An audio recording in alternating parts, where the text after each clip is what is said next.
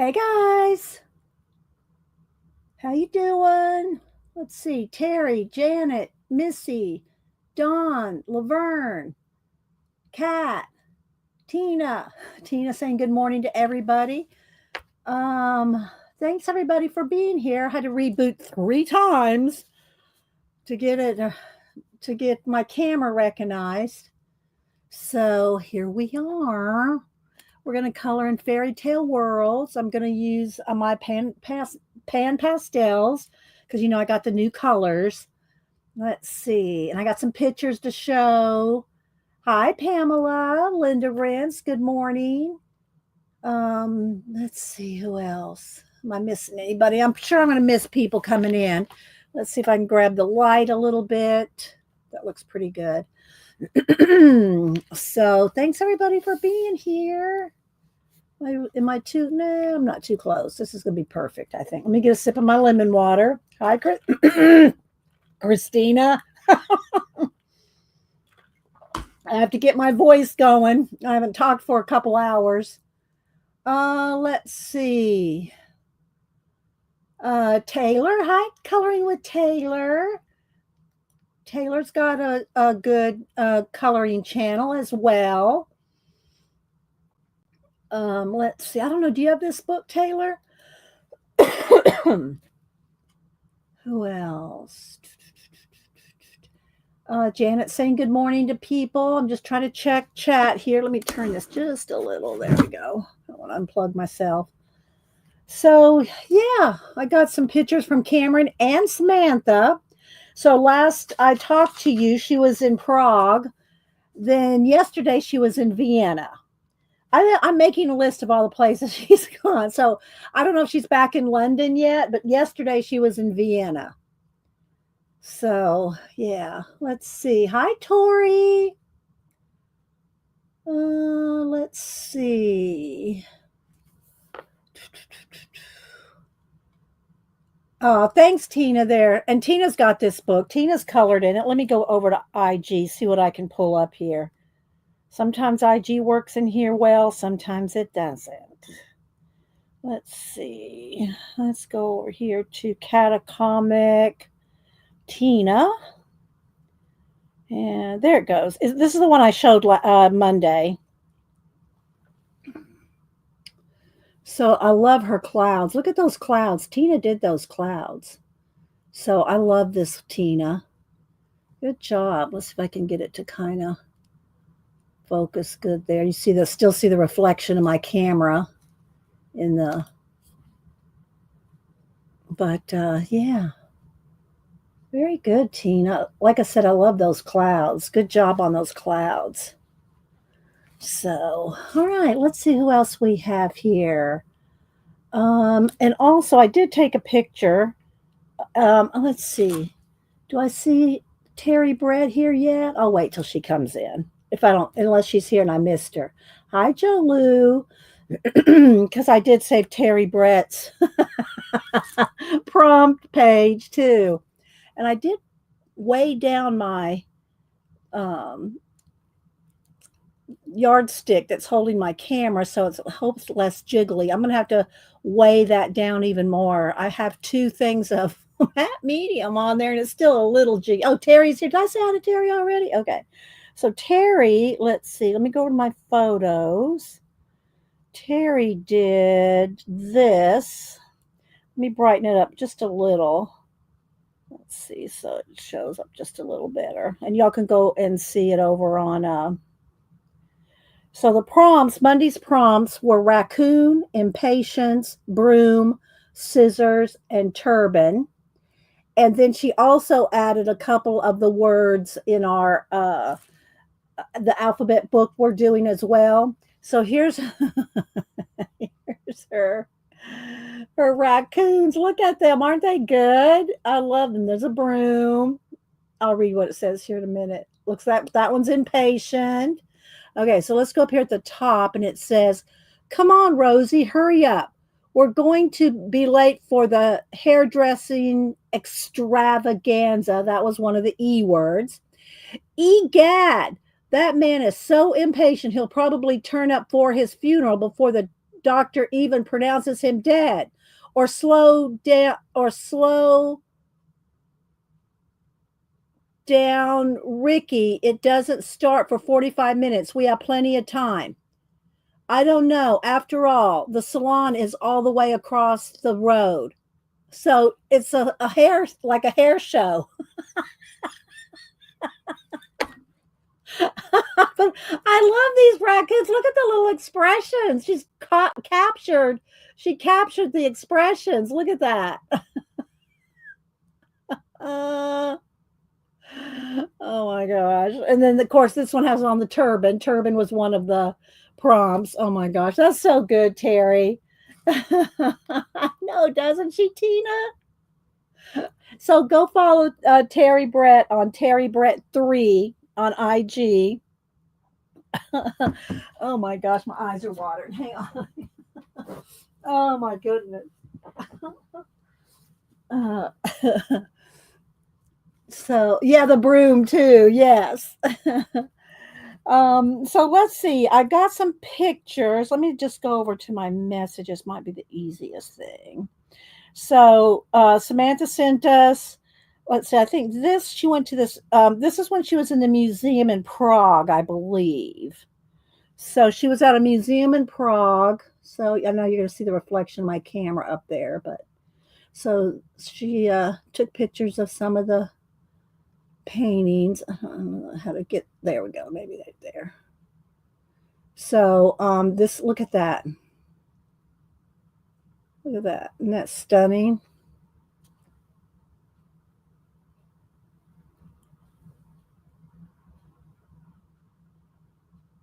So I'm pretty sure that one was in Prague.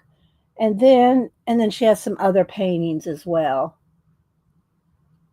And then now she's, as of yesterday, she was in Vienna. These may be in Vienna. I don't know. They're either in Vienna or Prague. It's a museum in one of the two. She didn't say. She just sent the pictures. And Denise would know because Denise tracks her, so she can tell which day she's in what place. So, and then Cameron, we talked to him yesterday, and I said, send more pictures. I want to show them on stream. Super beautiful views. We started at ground. They hike, and he's getting ready to do the Grand Teton hike. Anyway, so they went on this hike, super beautiful views. We started at ground level and made our way all the way up. Started raining on our way down, then it started hailing. You can see the storm in the distance in one clip. I still had a great time and my mood never wavered. Was grateful for every second of it. So let me see here. So here's our pictures here. Some are quick little videos, but let's see what here. So yeah. I think that one's a video. You can hear him breathing hard and some of them are, I mean, they're like 5-second clips. Oh, wait, that was one.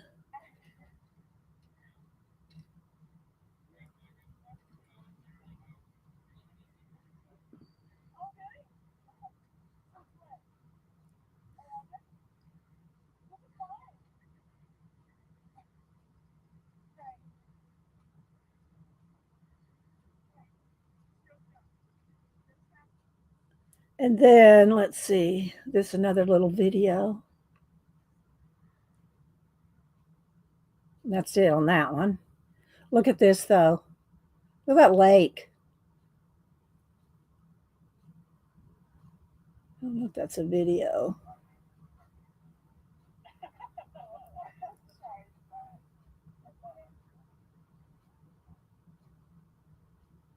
And then there's Cameron sitting up on a rock or on some rocks up there.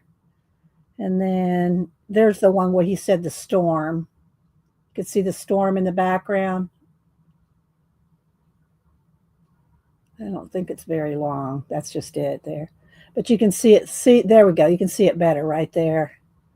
So yeah, they're living their best lives out there. Right, Tina? I know.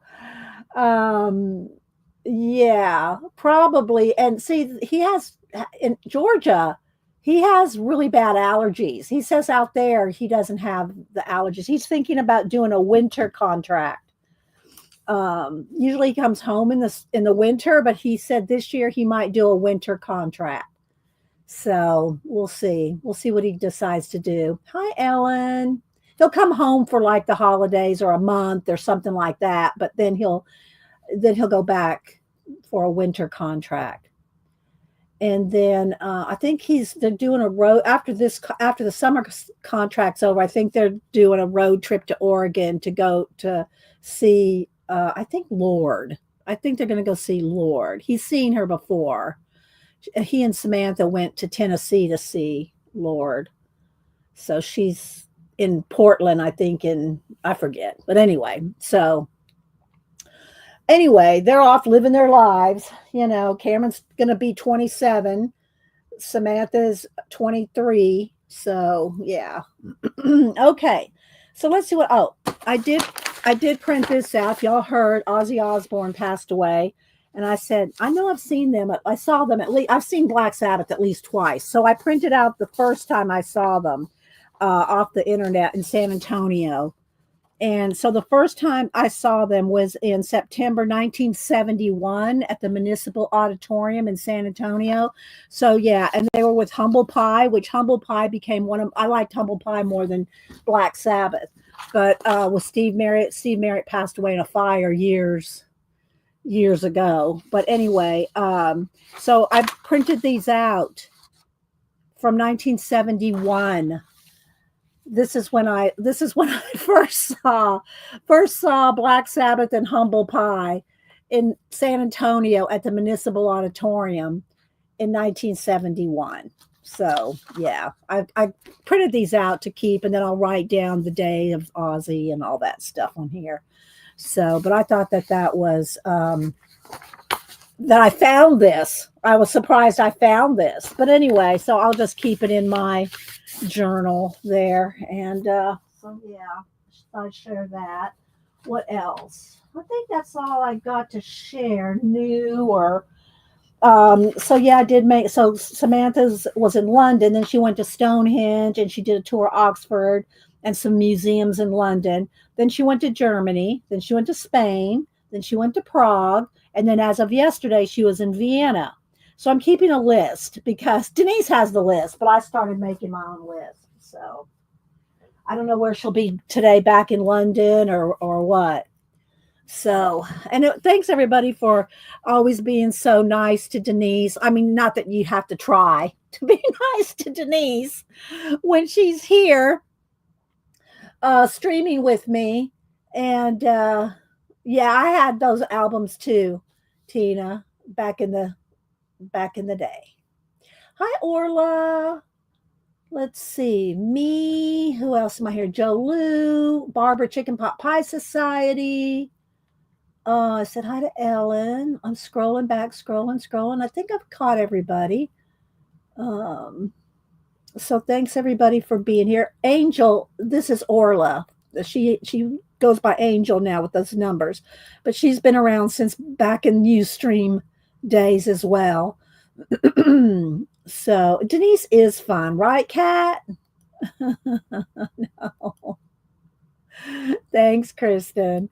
So, and she loves it, guys. You just don't know how much she loves streaming with you guys. Oh, they're so fun. They're so nice. They're so, she goes on and on. She goes on and on about you guys. So, yeah. Okay. So, let's see. I guess we can go ahead. Jen, Reading with Pugs. I put my little gift thing notice, taped it in here. I have 3 pictures I picked to choose from. I got my pan pastels over here to use. And I'm looking around. I think, I think that's pretty much everything that I had to show and tell this morning. Try to get that, in. Thanks, Tina. So I'm going to go ahead and flip through FairyTale Worlds. And then, and it's a cream color, and it does want to kind of darken all the way around. Let's just try to brighten it up just a little because it just depends on the lighting. So I'll zoom in when we color, but I want to do a kind of a flip. So this is one. I have 3 picked that I might want to do. I'm kind of really narrowed it down to 2, but I'm going to show you the 3 I have. And maybe I should zoom in one more. Let's see. Let's zoom in one more. There we go. There we go. All righty. So bring it up just a little. There we go. That's good, I think. Till we start to color. Then I'm sure we'll have to change it again. So I want to maybe color this one, but I'm going to show all of them. Or this one. This is my 3rd pick out of the 3.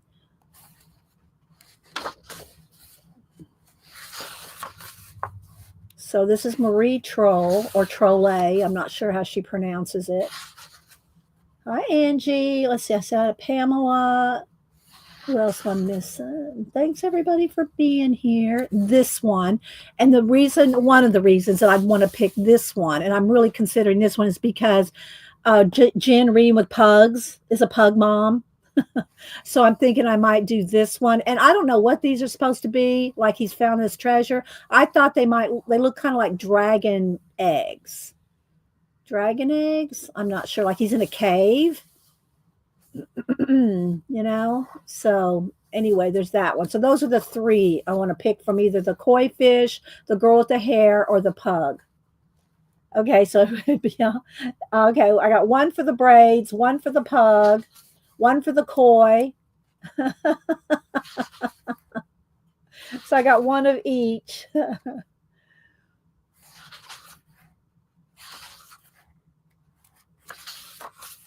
So it's a fairy tale. All her books are like fairy tales. And if you ever finished one, you'd have a real treasure to pass on. You know?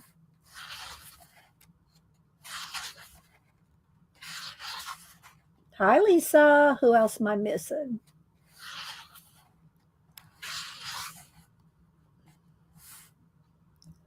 You like the pug? Hi, Molly. Yeah, I'm thinking I might go with the pug.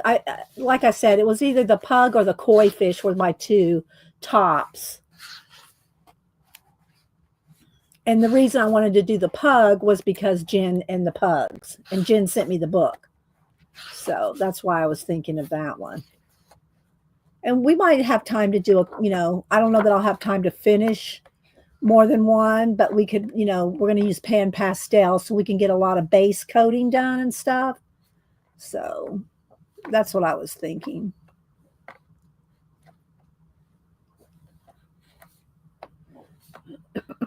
So there we go.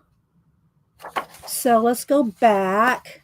So there's the pug with I'm thinking they're dragon eggs. I don't know. That's what I'm making them out to be.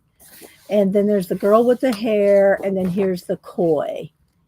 This one would probably be the quickest. This one would probably be the quickest to do. Let's see. Color the pug. Okay. Let's see. What? Oh, I don't know, Tina. I don't have any idea. Anyway, so what do y'all think? The pug or the koi? I think we're going to go with one of those 2. So, and again, I think I picked this one because of Jen reading with pugs. So I guess we can start with this one. We'll start with this one.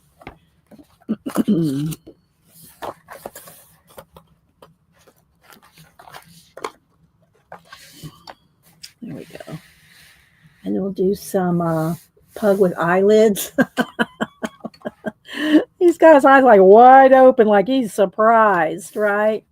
So let's see. Let me find a picture of a pug so I get the colors right. And then the eggs, we can do those in all different kind of colors, and then maybe add some stickles or something, some what do you call it? What's this up here called? A Winkostella. It's not, I don't want anything too thick because I'm not cutting these pages out. I don't cut the pages out of these hardback books. So you don't want to have anything too puffy or raised in a book because it'll be bumpy and lumpy on both sides of the page. You don't want to do that if you're doing it's keeping it in the hardback. I know, me too, Molly. I love watching Jen's coloring back in the day. But I have this Wink of Stella, so maybe we'll do that. I did pick a couple stencils in case I decide to do any kind of backgrounds. And so anyway, I think we'll go with this. All right, let me see. Let me find, let me get my iPad here and look up a picture of a pug. And I know they can come in different colors, and I really do not know what color Jen's pugs are or were or her favorite ones. I know she's lost one or two of them over the years. So let's see. I think I'll just go with your standard color, the tan with the kind of black face and the brown shading. I think I'll just do that. I'll just go with this guy here. All right, let's see. And we'll see about doing that. Okay, so we'll start with that, and then like I said, I think the dragon eggs, we'll do those all bright colors. So like, let's see here. Let's pick the pug colors first, and some of these are my new colors. These are the 3 new trays. This one,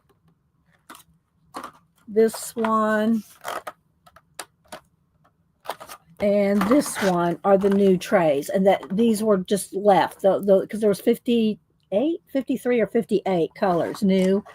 And so I think we'll go with these, pick these colors out, and I will have to go outside on the porch and spray when I get done with the pan pastels. You do have to fixative them.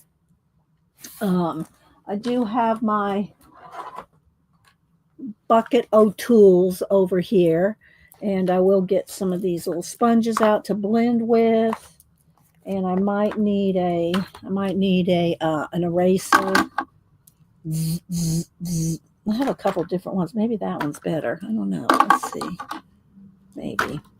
And so anything else I need? Oh, my kneaded eraser. I'll need a kneaded eraser. We'll start with this stuff. So. Anyway, I know, right? I know, Tina. So let's see what we're going to do here.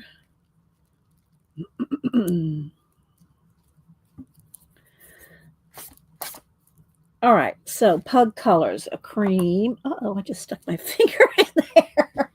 Oh, and I do, I just clean my tool off with a paper towel. I don't really ever wash them. All right, so let's get a cream. I have to get black out of the old set because black and white did not come in the new set, because they're new colors, right? So let's get the black and white out. So black and white. I'll try to use as many of the new colors as possible.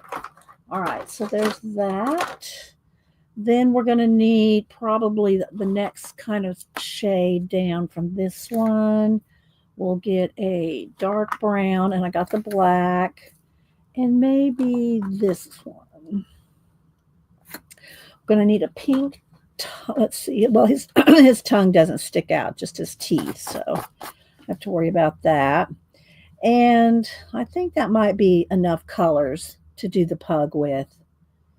Well, maybe a little of this kind of peachy color. I don't know. We'll pull those.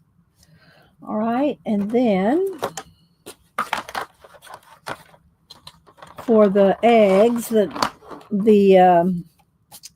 what do you call it? And I think I don't know if I want the background to be like in a cave, so I'm going to want it dark, like black, and then the little limbs coming down can be, I don't know, something like, I don't know, a mossy green or something, like, because I want to make it look like he's in a cave.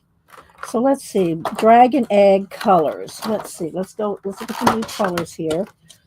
This is the lid for that. Okay, let's see. All right, I think I like this aubergine color. We'll do like 3-4 different colors of dragon eggs, like that one. Let's see. Maybe a green, kind of a brighter green, and some kind of a blue. This turquoisey color, maybe those colors of eggs. Those colors of eggs. So we'll start with that. How about that? Let's move all this out of the way. And again, I'll just kind of base coat these and then we'll add some more layers to them. All right, let's see. Hi, Ann Makes, Kathleen, Rebecca, Jean.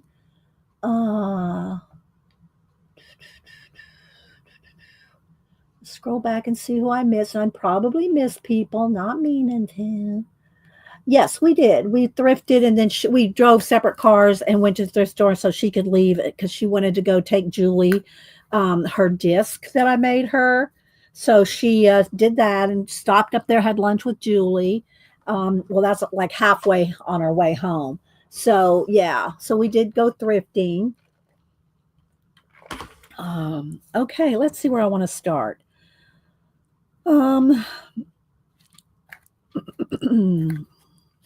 Guess I'll start with the pug. So we're going to just start with a kind of a cream base. I really need to move this paper towel over so I'm not on that book page there. All right, let's see. All right. Let me go. I think I should zoom in one more. Let's see here. Okay, I think that's good. Of course, that looks, I look like I have a nice summer tan. But this is correct, and that's what matters. All right. So let's see. Yeah, that's a good, nice base color. All right, a little bit of the ears go a little tan too. So is anybody else doing any creative things? And some of these wrinkles and the folds and all that, I'll get in here with a lot of it with pencil. I go back and do tight details with color pencil. But I love using pan pastels as a base, kind of like when I do, what do you call it? Acrylic backgrounds. I tell him. So let's see. Let's see a little bit around the eyes there. This one's little face is not that chubby. Most of the pugs that I see have chubbier little faces, and I've drawn lots of pugs. I've drawn lots of pictures of pugs, and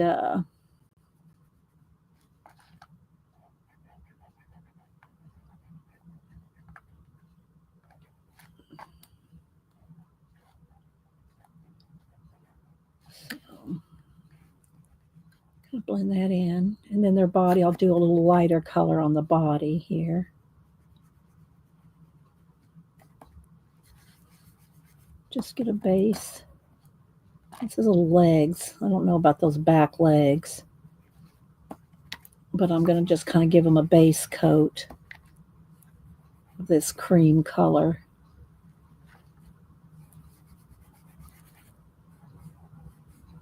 Got little toenails down there. I think I'll do his little feet. I don't know. Let me look up on a separate picture. Pug feet. Let me look, because I'm not sure. I didn't. I don't have just have his face here. I don't think his little body's. Yeah. Look up his pugs. Yeah. His eyes look like they're supposed to be bloodshot, like his eyes are really wide open and really looking because he just found this treasure in these. This is my story. Anyway, these dragon eggs. Let's see what they're. Their little feet are darker. So, or at least, well, not necessarily. No, not necessarily. All right. So we're just going to color their little feet, and he's got little claws, claws. So we'll do those. Maybe we'll do those black. So all you pug lovers and pug mom and dads out there, don't email me. We're just kind of making this up as we go. Oh, let's see, Joe. I'm going to be attempting a poodle with eyeshadow. Are you going to draw it, or are you going to color it, Jolu? Are you going to color it, or what do you call it? Draw it. Let me look something up here real quick.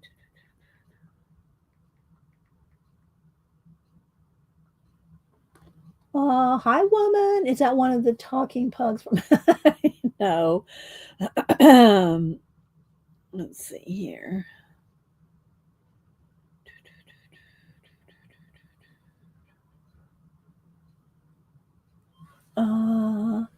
Looks, holy moly, what are all these eggs? Yeah. Hi, Mars. Okay, so let's see. So there's a start on that. Now let's go ahead and get some dark brown. I'll just kind of wipe this off here. And let's get some, a little bit of the dark brown before his ears go into black.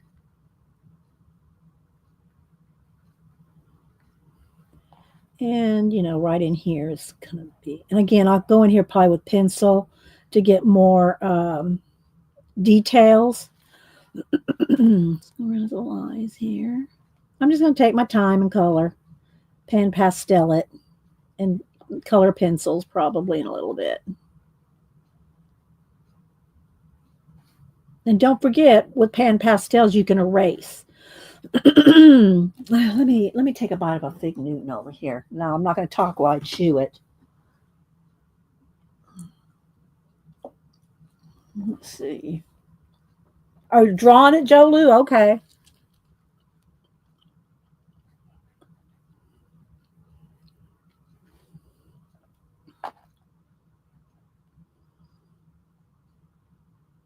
Get a little around the little eyes there.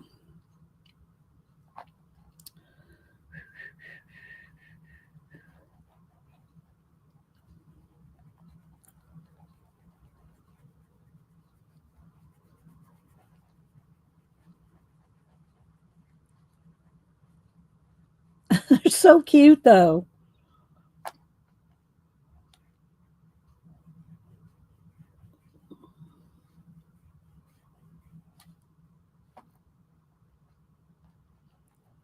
So how's anybody, what else y'all doing? Joe Lou's going to draw.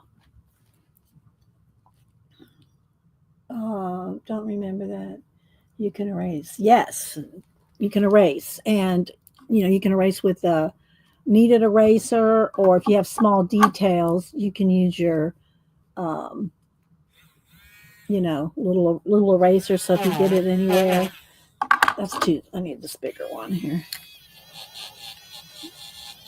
So you can go around and erase the edges. Uh-oh, had a little black on it. Doesn't matter because I'm going to do the background black. Yeah, make sure when you do that, I forgot to tell y'all this too, because I tell you the same thing when you're using white pencils. You want to make sure that it's clean before you go in. You want a clean erase. Okay. I mean, a clean tip. All right, let's see. It's got a lot of jowly stuff. Okay, let's get a little black in here, a little black in the nose. And see, like to get around those little teeth, I'm really going to have a pencil. So we'll get as much as we can. I really love using my pan pastels on portraits, but they're new and I want to use them. So.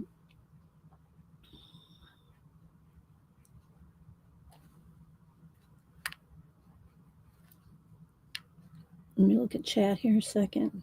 Put it in caps if you're talking to me. I won't think you're yelling. Might do a dark blue. No, let's see. A dark, maybe a gray background because I want it to look like he's in a cave, right? And I don't know if that's supposed to be like a tree growing in, branches coming down from outside this cave into the cave, or if it's like supposed to be cracks in the cave. Let's see. Angie's making hang tags. So look threatening because he's guarding the box. Maybe. I don't know. Could be, Tina. He might be guarding the box.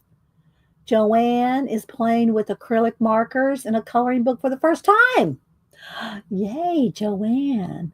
And don't forget, Joanne and Keeks are doing the alien Egyptian artist trading card swap. You send them to Joanne. So get with Joanne Newman or Keeks on YouTube if you want to participate. They have to have them by September 1st. So you still have another month and a week. Let's see. What? The pan pastels are awesome but expensive. Well, you don't have to buy them all at once. You can buy them in small sets or individually. And actually, they're about the same price as one Copic marker. So give or take $1.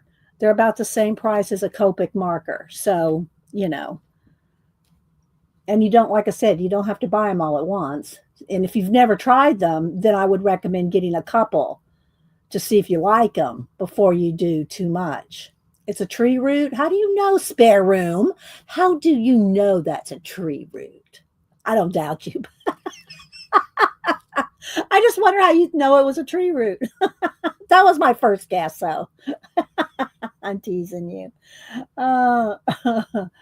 Let's see. I walked outside yesterday and saw what looked like a long black. Oh no, was it a snake? Tina, I know in Florida, you got to watch out for those things, right? Yes, and they do last forever. Ann makes. They do. Oh, Tina said it. They do last forever. Where Copic, you'll have to be refilling. These, you never run out of these unless you might be doing some huge, big landscapes or something. That you're not going to run out of these. So yeah, well, I figured he was in a cave with the dragon eggs. Now, Spare Room, do you think these are dragon eggs? That's what we're going to make them. What do you think they are? Do you think these are dragon eggs? Because that's what I'm going to make them. Let's see. Yeah, Joanne said mail the ATCs early will take close to 3 weeks to get to Canada. Okay, so y'all get those out if you're going to participate. I mailed mine last week, so no idea. Okay.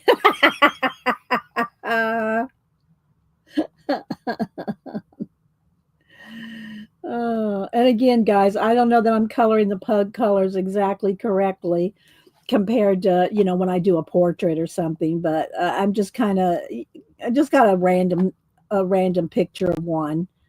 And just to kind of get, some of it kind of right. Y'all are funny. Okay, so.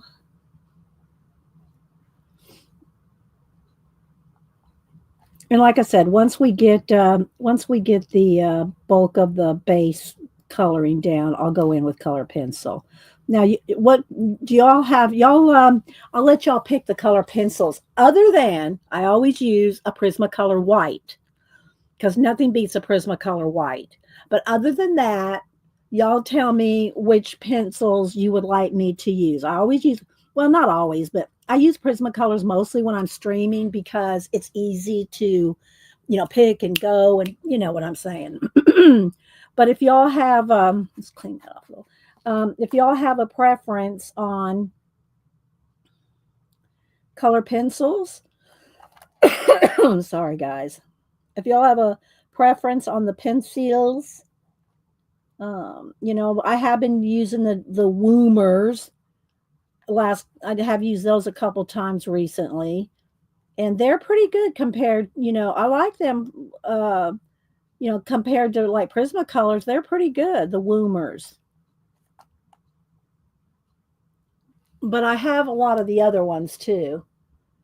Is there a good way to clean the eraser? Yeah, just to use it on another piece of something like and I just did it on a paper towel, so there may not be much to clean off here, but just take it and just erase on something. See, and this one probably needs a new, well, let's see. See, these come out, but I cleaned the tip of it, but I can well, wait, let's don't do that yet. Let's put it back in there. And so you can see I left it sticking out a little more. So now I can do the side and get most of it cleaned up. You don't have, it doesn't have to be like pure white, but you just want to make sure that nothing's coming off so that when you go to erase, you're not making dark marks. So go around his ears there where I went out of lines. Now remember, when you blow on it or get a little bit of dust off or whatever, don't spit on it. I showed y'all what happens if you try to cover up any spit with pan pastels. You're going to get it speckly, and then you can't get that off. Let's see. So got that. Nothing beats the Prismacolor Premier White. That's true, Tina. Woomers are great budget brand. Yes, yes, Tina. I do like the Woomers. I know he's got his eyes wide open. I'm going to make him like bloodshot eyes, sorta, because I think he's tired of guarding. I'll do his pupils nice. I'll do the pupils. I mean the irises. I'll do them like nice, but the white of the eyes, I'm going to make him look kind of bloodshot, like he's like staring. So let's see. But anyway, yeah, if I see, let me look up here and see if y'all are mentioning anything uh other than Prismacolors.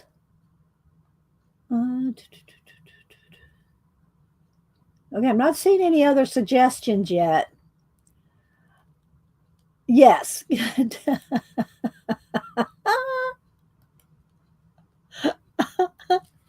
Okay, let me go back here. Okay, so I'm going to go in here with this little claws with pencil because those are very tiny. You got to remember, this is the tiniest tool in the box, tiniest tool in the shed. All right, so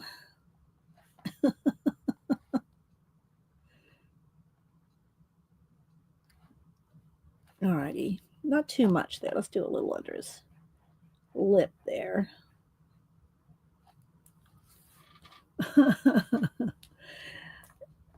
Do a little bit more shading here and there.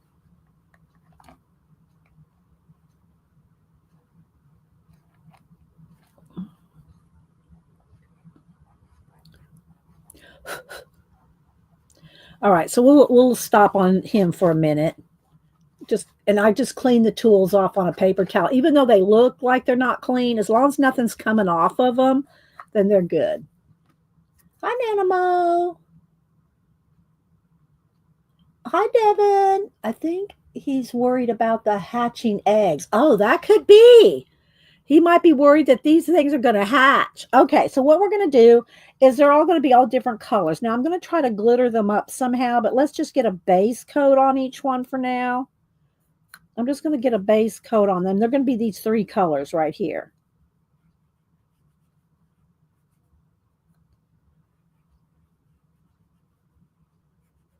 Because I do kind of want them to be reptilian looking, you know.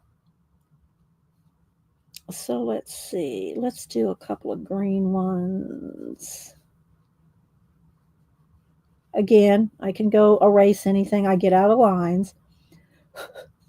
And then over here.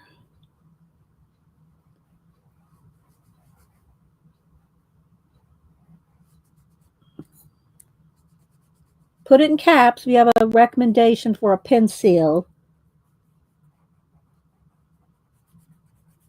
And you don't have to spray them before you start working with pencil on top of pan pastel, but I would recommend it because when you start coloring detail in pencils, your hand might you're going to be touching it, and you don't want to smear it or yeah. So I would recommend spraying it before you get too much in with with the pencil. You don't have to. And then also, if you decide you want more pan pastel after you start using the pencil, that's fine too. You can go over the pencil with pan pastel, but you will have to spray it again. Okay, you will have to spray it again. Now, since I think these are going to be roots, I think what I'm going to do though, and it's going to go over because the background is going to be black or gray. I'm just going to go ahead and put the three colors of the eggs. Like, who knows what's causing these eggs to grow well down in this cave. So we're going to put the three colors of the eggs on the roots. Okay. So there's the first color. Let's go down here. We got to do another couple green eggs down here. There's a little mouse sitting there on top of them. And I don't know, these, I think these are supposed to be eggs down here too, because they have that little slime on them. Well, a woman, I think we're thinking this is in a cave because he's guarding a treasure. There's dragon eggs, so we're thinking it's in a cave. So my two thoughts were it was either roots or cracks, and it looks more like roots. So we're going with that. Although they're going to be multiple colors. All right, so let's. Oh wait, I need some more green over here. Let's see. This one maybe. Okay. All right, let's go with the aubergine.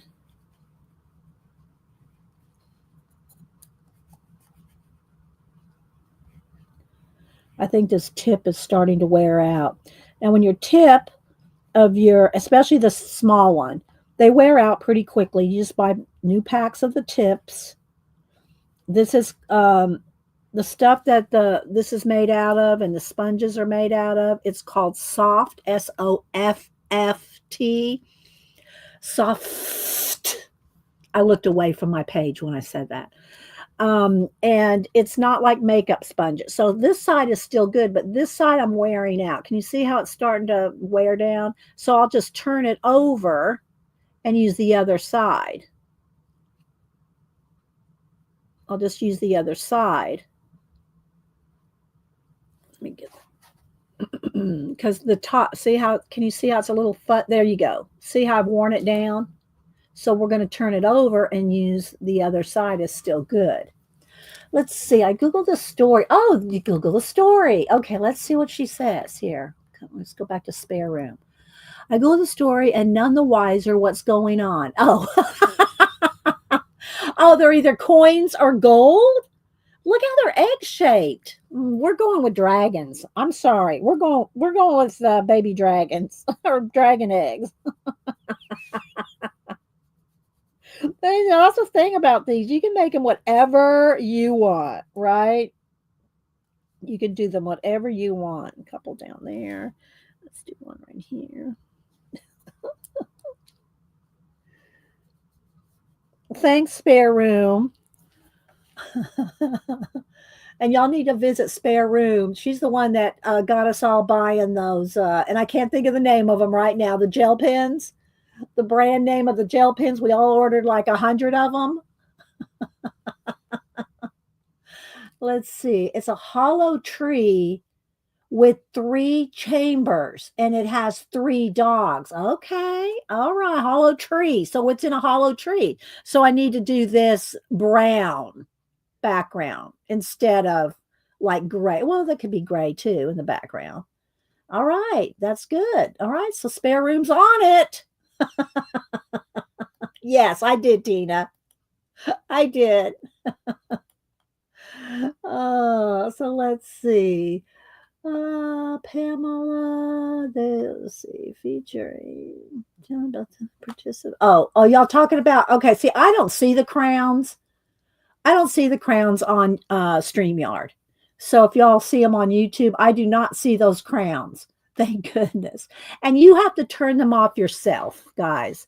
The streamer, whether they're regardless of where they're streaming from, OBS, the YouTube, StreamYard, whatever, that you have to turn those crowns off in your own personal settings.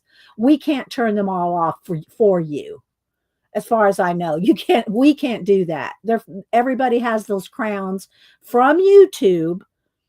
They're from YouTube doing the crown thing, and you have to turn them off in your settings. Let's see. All right, let's keep rolling here. Let's do one here.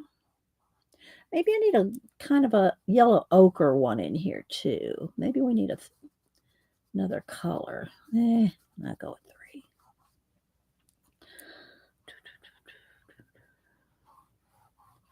because I do want to do something kind of glittery or shiny, but I don't want anything like stickles where it's going to be thick because I'm not cutting these or tearing these pages out.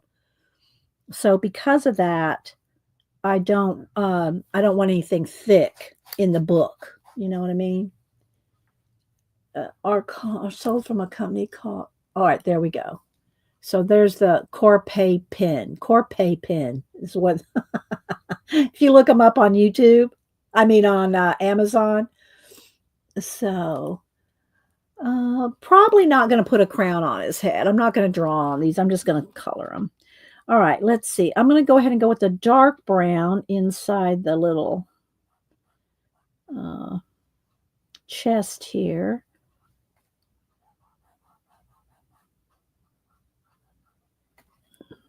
The wood part. But like these little divots, those little rivets or whatever they are, I'd like to do those like it with a gold pen or something. Y'all know I like me to have my mixed media. So let's go ahead and do the little.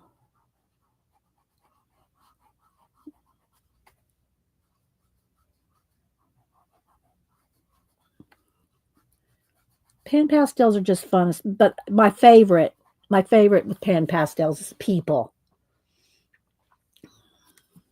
Hi, Miriam. Yeah, I'm not going to add things to him. I'm not going to draw on him today. I'm just going to color him. And I think we're going to just do a little bit of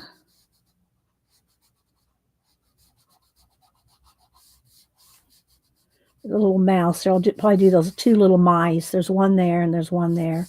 I'll probably do them gray.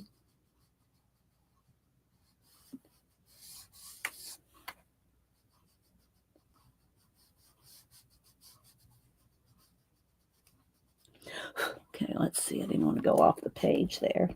Go.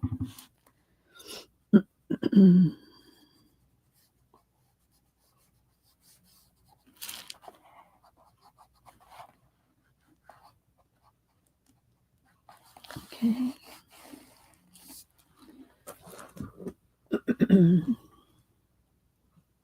It's a little flashed out. Let me see. Turn the brightness down just a tad here. There we go. All right. All right. Let's see. Clean that off. Let's get the blue in here. Oh, wait. Before I do that, I wanted to do the aubergine here because I'm going to do the three colors of the root.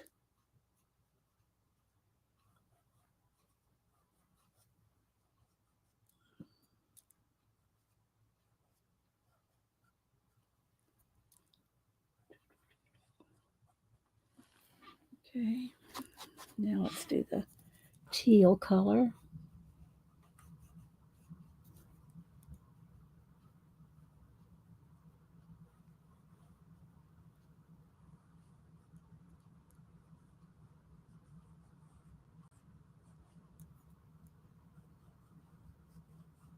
Again, I don't care if it goes off out of lines because I'm going to do the background a dark color. Either paint or pan pastel, one or the other. Okay, let's see. Let's go and do the. You got to get all the base in before you can do the details.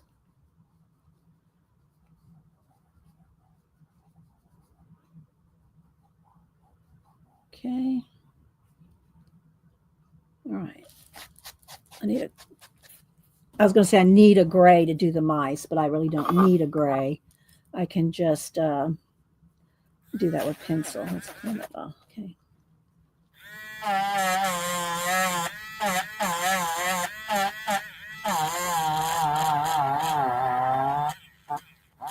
There's our little mouse in there. He doesn't need cleanup. That's good. All right. Now, I think I'm going to, let's go ahead and put the color in the eyes, a base, and then we'll go in with detail with the, like a red, not too much, but maybe just some like veins, like his eyes are what do you call it? Bloodshot.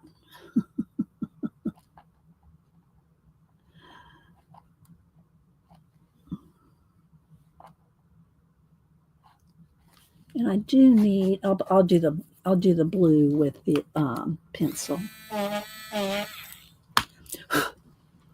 All right, did anybody recommend how is it? Oh, it's fine, spare room. It's fine on smooth paper. I usually use smooth paper anyway with pan pastels. Um, or I use the tone tan paper like to do portraits on, but it's not really that rough. I don't like, and I know a lot of people that do pan pastels like that pastel. It's some past, I forget what it's called, but it's rough. It's a rough paper, like a sandpaper. Like I do not like that at all. I do not like that rough paper. But I'm gonna spray it, so we can work on top of it. No, he's tired from guarding, Miriam. He's tired from guarding. Ah, oh my goodness. Okay, so let's see what else do I want to do here. So I think I'm gonna paint the background. I'm gonna paint the back of the cave, or I mean the tree, the inside of the tree. We I think spare room. I think talked us into this is the inside of a tree, like a little little nook, a little.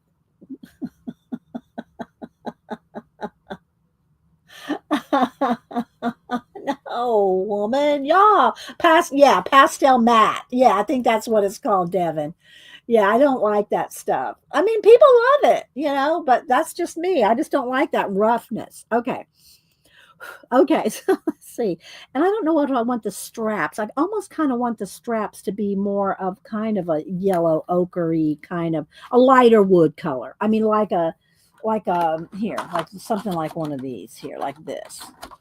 Like this color, maybe. Or maybe this color. This color. Let's just go ahead and do the little strap. I'm going to go right over those little dots that are like rivets because I can put the rivets um, silver or something else like the little lock there. Let's just do the little lock can be silver or gray. So let's just get these down.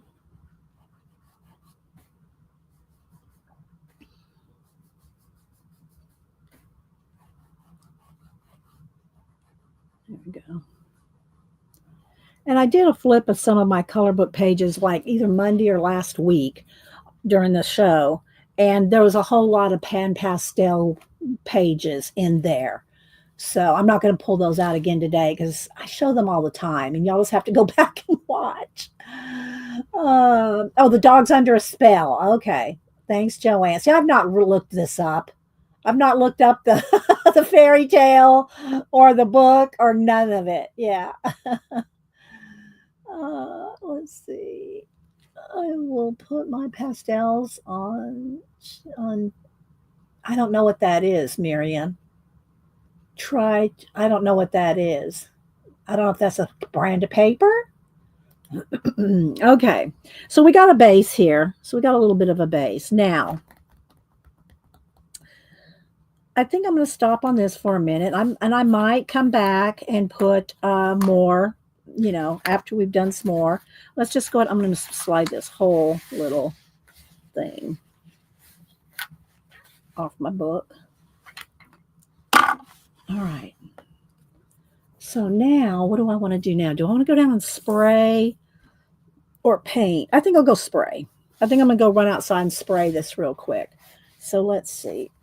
What can I put here to look at while I do that? Do I have something to put down here? Here's one of my art journals. Here's one of my art journals with stickers on it. I'll just set that there with the BRB. So I gotta run out to the front porch. Run out to the front porch to spray. Okay. So I will BRB. these are two of my drawings that I made stickers out of. All right, I'll be right back. Let's see. Let me get my spray. Here it is.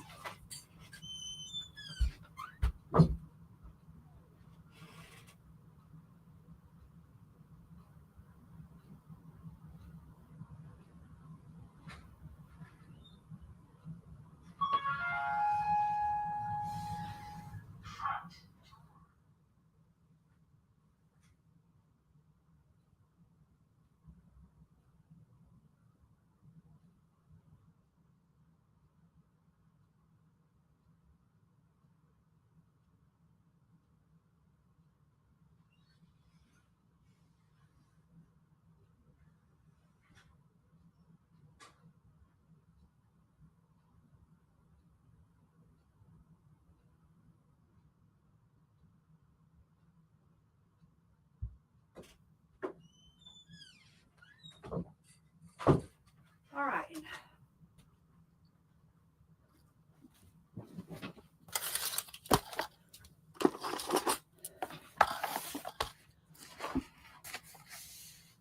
Go. So let's see. Yeah, my lemur. Yeah. Let's see. Hi, Cat and Paste. I know, right? Cat and Paste. Because Jen Reading with Pug sent me the book. That's why I kind of picked this page first. It was either this one or the koi fish. Okay, let's see. Just had a Pamela. If I missed anybody, not meaning to. All right, so I think, let's see. Let me find let me get a little something to put some paint on here. And I think I'll do I want to do a chocolate brown? Like it's inside of a tree. Let me move my iPad out of the way for a minute. Let's see. I just want a chocolate brown background, milk chocolate. Then I can do more shading and raw umber. I think I might go with raw umber. Or maybe this dark brown. Let's see here. Get this one out. What's this? Oh, it's too red. Let's see. What's this one? Yeah, we'll go with raw umber. I got two here that are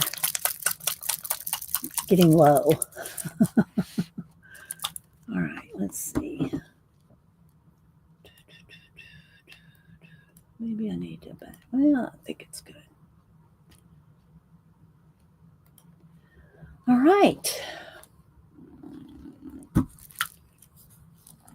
Yes, please thumbs up, guys. Thumbs up. All right, we're just going to do that. Well, maybe we'll do a couple of colors. Maybe we'll do that color and sort of a rusty color. That's antique maroon. I don't really want maroon. Let's go with, what's this one? Burnt umber. We'll go with burnt umber and raw umber. We'll go with the two colors of inside the tree. And then we'll highlight and do other things. Okay, it's going to take me a minute now because I got to go around. I'm going to go around all this. It won't take too long, but, you know. All right, let's see. Let me get a couple of small brushes here. Let's see.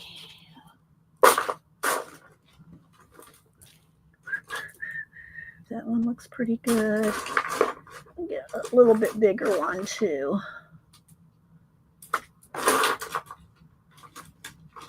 A little flat one somewhere. Maybe this one? Yeah, maybe this one. Okay, we'll try these two. All righty.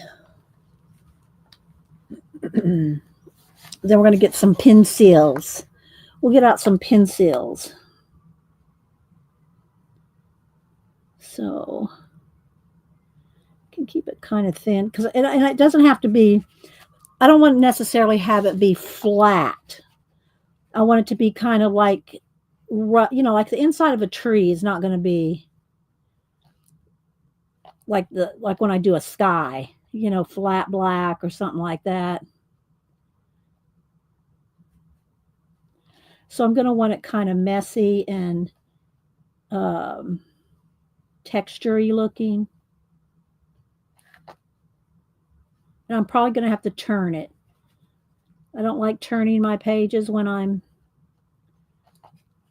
streaming, but I'm going to have to turn it upside down to get up in there.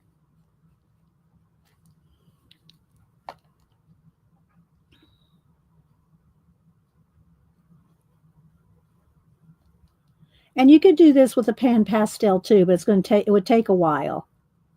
You know, it'd take you a while to get all that mushed in. Okay.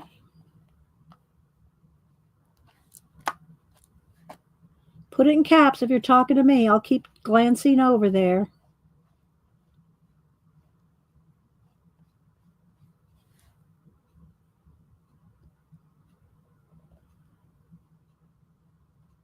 We can put a glow around him with pencil. When you use acrylic paint, do you spray? It it depends on what area you're working in. I think if you're doing if you want it flat, like black, like when I do my universe and the nebulas and all that, if I use a flat black, no water. I'm not putting any water in this either. I'm just kind of scruffing it out so it's thin.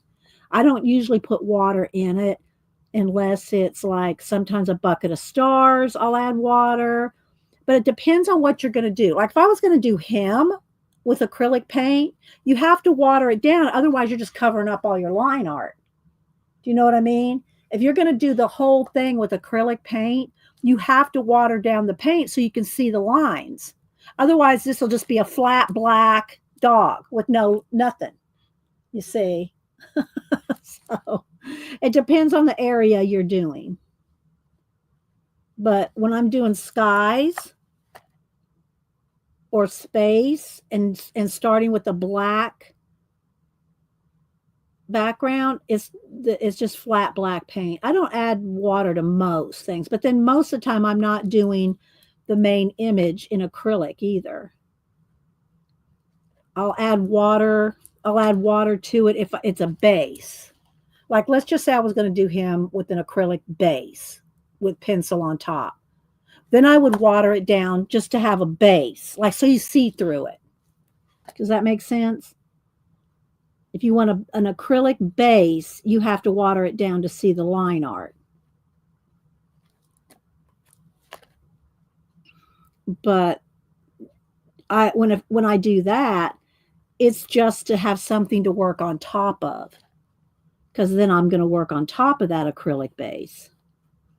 So it's not going to just stay an acrylic base. I got so many different ways I've done acrylic paints on color books. You just have to go look at my playlist, Ellen. I know you always ask me a lot of questions, which is fine, but if you go look at some of my videos, you'll see complete techniques.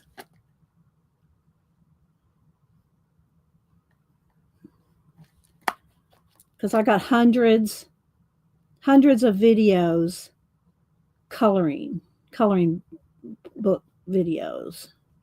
Some with acrylic paint, some with pan pastel, some with alcohol markers, water-based markers. Let's put some darker in here. Pencils, you know, all the different things I've tried on color books. So, yeah.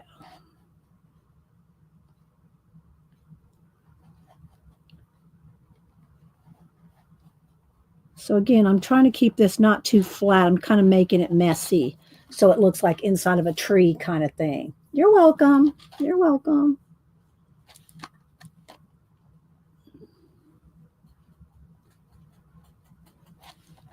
Let's do some darker over in here. And I might just paint a black border, you know, paint around it.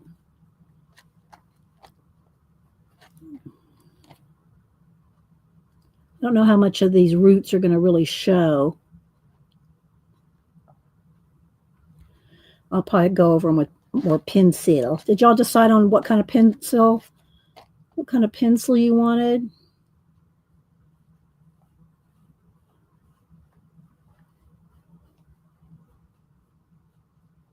So we're just going to stick with Prismacolor.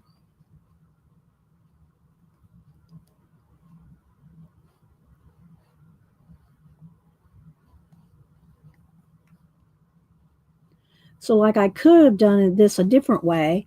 I could have just done watered down acrylic paint on the whole thing, like right over the top of the roots, gone right over the top of the roots, and then drawn the with pencil or another something, but probably would have done pencil over the top of the roots to color them in. You could do it that way.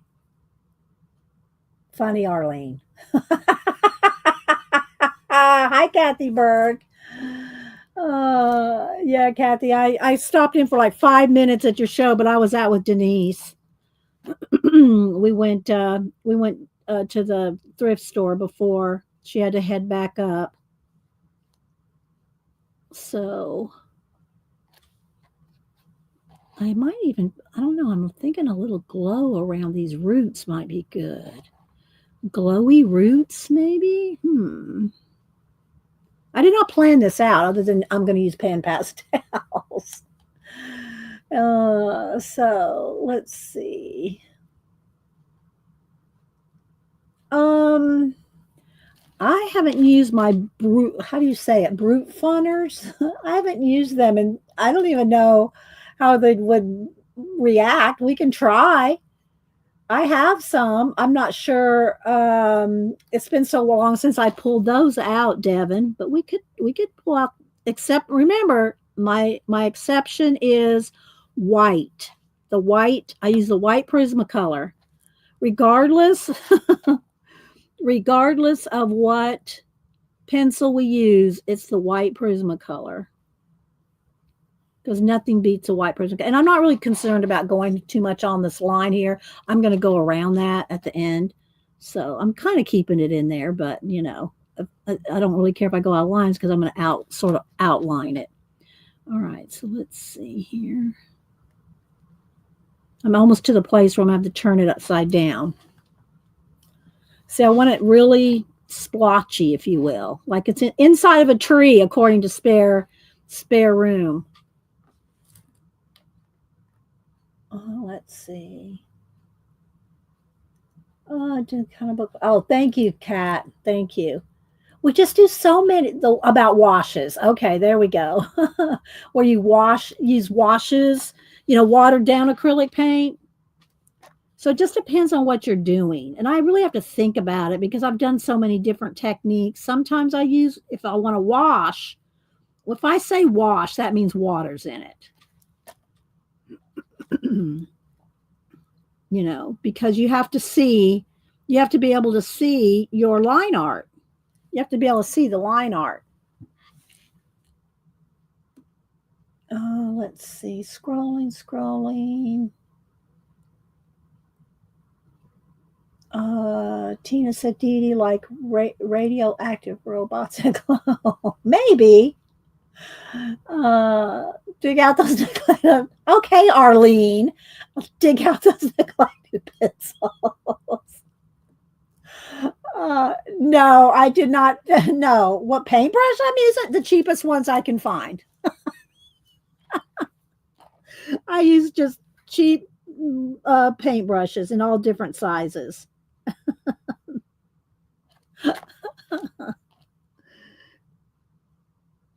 I do have some nice sable brushes that I used back when I did a few oil paintings years ago, even before I started streaming. When I was doing I did some oil painting back then. So I do have some nice sable brushes. All my oil painting supplies I gave to Cameron years and years ago, and he doesn't even have them anymore. That's how old they were. But so I don't like oil painting. I don't like that it takes too long to dry. This is going to look a little messy for a minute. It's going to look a little messy till I get to the details. But anyway, Arlene.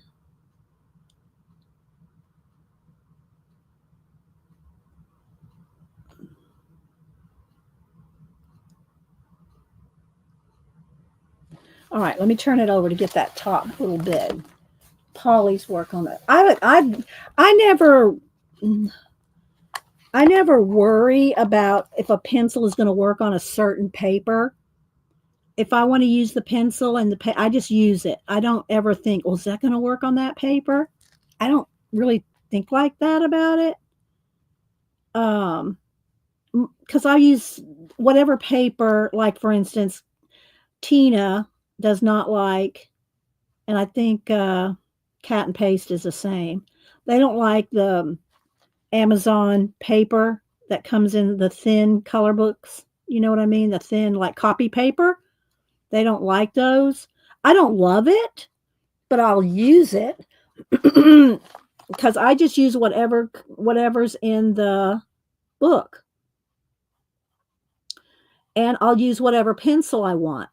So I never really think, is the poly going to work in this paper? Is the brute funner going to work on this paper? I don't really think like that about it. I just try to use what I'm, no, I don't care. I don't care about the paper. Oh, let's see. Yes, Arlene is out of control today. Some heavy oil paintings can take years to fully dry. Well, and probably also, Arlene, that's also probably has to do with a lot of the old oil paints. Who knows what kind of stuff they had to put in there, to make those. Well, I have looked into some of it, but some of the old oil paintings, like what Rembrandt used, kind of oils, that kind of stuff. It probably did take centuries to dry. Not really, but you know what I mean. But these days, there's all kinds. They've improved oil paintings. They have improved oil, and they even have water soluble oil. I just don't care to do oil paintings at all. I have no desire to do oil paintings anymore. I did a few, and I took a year's worth of class because my uncle, who's passed away, my uncle wanted me to do an oil painting of one of his hunting dogs. And I'm talking, this is 20 years ago, maybe. And he wanted me to do that. And so I said, well, I don't know. I did a little bit of oils, but not much. So I took a class for a year. I took oil painting class to learn how to do correct oil paintings and stuff so I could paint that hunting dog for my uncle. And I did. And he loved it. So let's see. Let me get let me clean my brush here. Get a couple baby wipes. But I don't like oil painting because I don't like that you have to work like on wet on wet. I want my stuff to hurry up and dry. I just want my stuff to hurry up and dry. Let's see. Cat says it loves. Oh, okay. I'm sorry. For some reason I didn't think you. Maybe I got you mixed up with somebody else. Sorry, Cat. She likes the Amazon paper. Okay. All right. So she's now likes it. Okay. Tina, have you changed your mind about the Amazon paper? Let's get you. I want to make sure to get you all right. Sister, did you see yesterday I sent you that tag with Michael on it? You might have left. The tag that I worked on, which I showed all the old Barbie pictures, the Sister Barbie pictures, and I sent it out already. It's already in the mail. You're still sighing, Tina. Oh my gosh. All right. So I hope I haven't confused y'all too much on stuff. And I don't know why that's still wiggling. I have it weighted down. All right. So I'm going to put a little bit of the brown, just a little bit of the brown paint down here because I do so many different techniques, guys. And I'm living in the moment. Let's see. Am I going to use this on this one? So I hope I didn't confuse you. I'll just go look at some of my old ones and get some Get some ideas and try different things. I want this scruffy here. Okay, so Kat said, "No, I hated it." Okay, so you did used to hate it. I'm a case of don't knock it till you try it. Okay. Um, oh, I wouldn't do that if I were you, Arlene, unless she's changed her mind. Did Tina change her mind too? Uh, oh my goodness. And the last couple years, I really have been concentrating on collage. I just wanted to, because I love coloring, but I love my collage too. So the last couple years, I've really been doing more collage than coloring. So, it's just been a while that I've really concentrated on coloring so much because I've been doing collage so much. You got to just do stuff you like. If you don't like it, you're not going to stick with it and do a lot. That's why I tell people about YouTube. You have to do it because you love it. It's streaming and whatever. If you don't love it, you're not going to stick with it. You just won't. All right, let's just do some little bit of. I want this to look really scruffy down here. There we go. That's pretty scruffy. Like it's the inside of the tree. Are we going to get No, sister's not going to get married. She's already said don't marry her off. Don't give her a wedding dress. Don't put me. I saw your email me, but no. Sister has already said she does not want to get married off in Barbie world. We're talking Barbie world here, people. uh, but I did send sister that tag we made on Monday. All right, so let's see. Let me go ahead and hit it with the heat tool to dry it. Oh my gosh, too much fun. All right, let's see.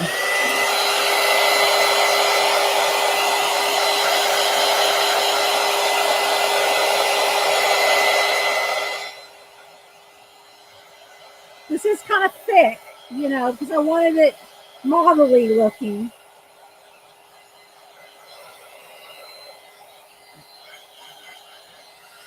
All right. Let's see here. What do I want to do next? I want to take a quick BRB on my lemon water. I should have when I went and sprayed it, did a BRB, but I'll do a BRB now. Okay, hang on, guys. I'll be right back. I just want to make sure that cats don't come up here and get on the pan pastels.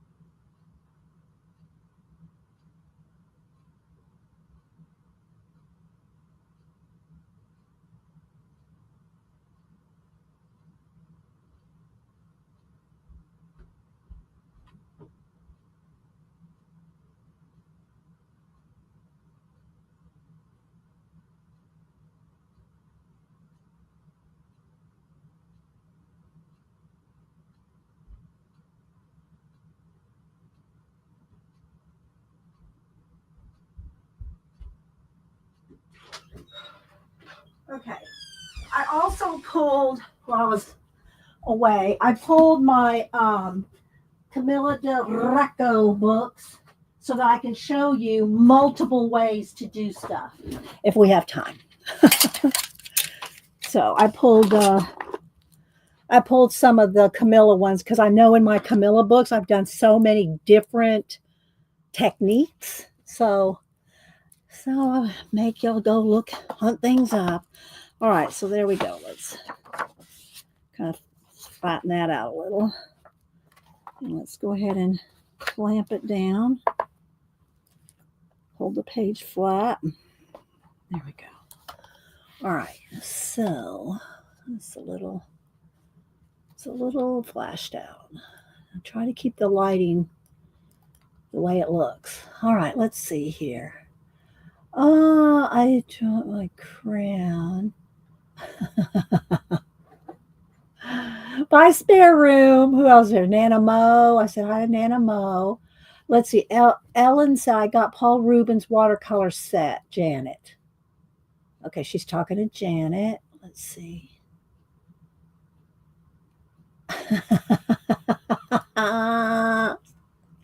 Oh, sister, we love you. Oh, let's see. Gonna make his eyes. Yes, I'm gonna do that with pencil. Pencil, Tina.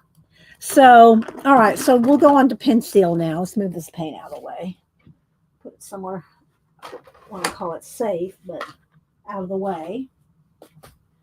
All right. Brute funner. Is that how you say it? Hang on. They're over here somewhere. Let's see, where do I put them?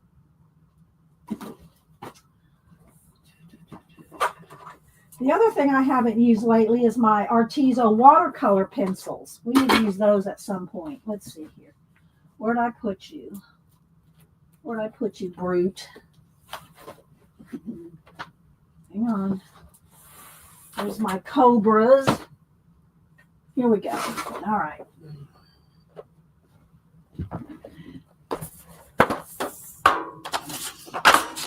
Haven't even swatched them. All right, y'all gonna have to give me a minute to. I've got to move my pan pastels. They're gonna be in my way. I don't have much room here, so let's go ahead and just stick these back. See, now I can put them in any.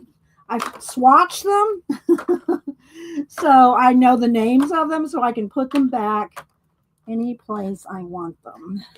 I'll just put my black and white in here too because we got extra spots. Where are they fitting? All right, let's see. Hang on, guys.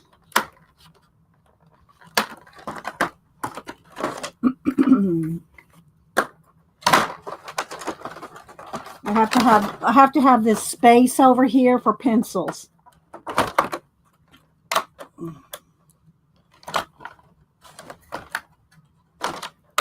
Green, blue. All right. So I have a spot for my black and white, and then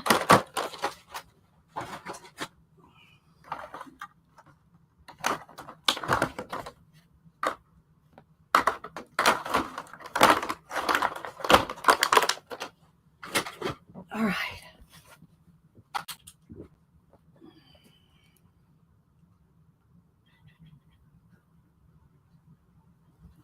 I'll put my dog up here. Let's see, my erasers, So now we're moving into another medium. All right. Did you show the swatches with the names? No. Did you want to see them, Devin?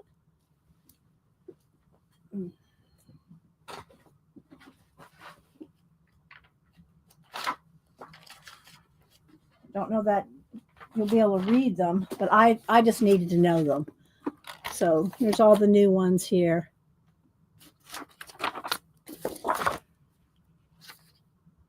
So you can go back and look at them and zoom in or whatever, because I'm not reading them all right now. Okay, so let's see.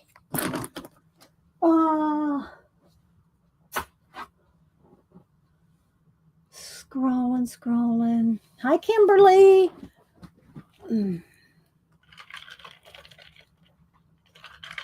Yeah, there. I just showed them. You can zoom in on them later. Okay, so let's see. I mean, get a close up. Let's see. Do I want to? I think that's pretty good as far as. All right, so let's look at the brute ones. Now, these are the ones that are. This is going to be annoying. These are the ones that are like squares.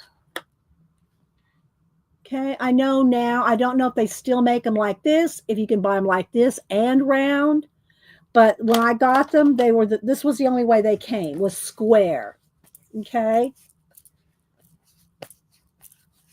All right, I'm trying to get any stuff off my hands here. So these, and they just don't like these kind of trays, but I left these in their trays. Let's see, this one's moved over. I think this was supposed to be over here, maybe. I don't know. Anyway, upside down, or I've used them. So there's 3 trays. Move the box. So there's these colors, and they are numbered like 052 and just the name Brute Funner. And if it's in some Asian, I don't know if it's Chinese, the name of the color maybe. And again, these are when they first came out, and they were square. And then I know they came out with round ones. I did not buy the round ones. Okay, Cindy, years around, they came out with the round ones. I did not buy the round ones. I don't think. I don't think I bought the round ones. So 3 trays, and I'm not sure how many that is. Let's see. Let's look at the. Yeah, 120. It's 120 colors, and I've not swatched them. So we'll use these, except I will have to get out my white Prismacolor. A white Prismacolor. Let's get a sharpener. Move the paints. And I did pull, like I said, I pulled we'll work on this for a bit, then I'll show the Camilla Del Recco books that I've done, because I've colored so many different techniques in that. That way I can give y'all maybe like an overview of some of the techniques, because some have pastels, pencil, water, acrylic watered down, acrylic not watered down. You know, it's got all different ways. Stencils. It's got a little of everything in my Camillas. So I pulled those to show y'all in a minute. You got the one with the English names. Me, are they round? Okay, the round ones are different. Okay. Well, I don't know how different they are because I don't have them to compare. So we're going because Devin asked. Did Jen come in? Hi, Jen. Jen, I'm coloring. I don't know if you saw already. I'm coloring this pug picture because you sent it. All right. So here's what I want to try to. I do have my white pencil sitting over here. So let's just see what we can do with the pug. Let's pick some colors. I want some. I want kind of that's too peachy. And see, they don't want to stay. They don't want to stay in these. I'm so zoomed in. They don't want to stay in their trays. They want to pop out of the tray. And, you know, if I was using these all the time, they would be taken out of the trays and rubber banded up by color. All right, so let's see. Let's see about them. Do I have a cream? See, there's not even a nice creamy color. Oh, we'll go with this, I guess. All right, so let's get a dark brown. Let's get a rust kind of color, a couple of those. And for the tree as well. Where's the black? Let's get the black. And I don't know if I need any more browns for the pug. All right, then I want to do a couple of shades of green for the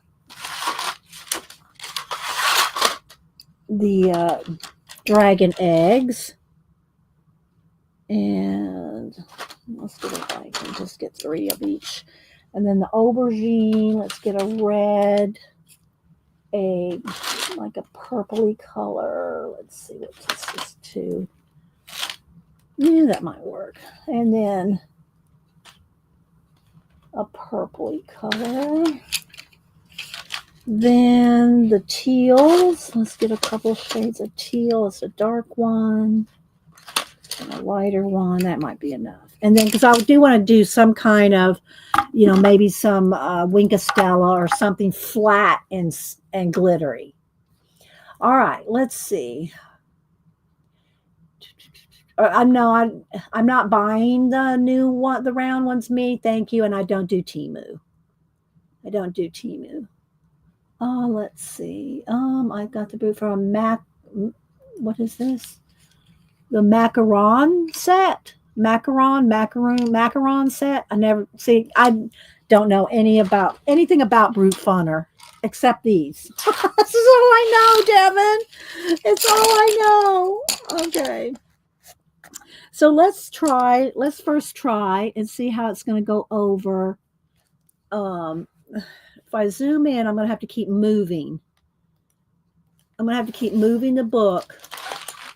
Let's put that behind there. I have to keep moving the book to get it in frame. So let's see if how they go over the brown acrylic. It makes me want to get out the Prismacolor and compare, but we're not going to do that. We're not going to do it. We'll work on this for a little while, and then I'll get out my Camillas and show the different techniques. Okay. So I just want to get some of these branches back in here.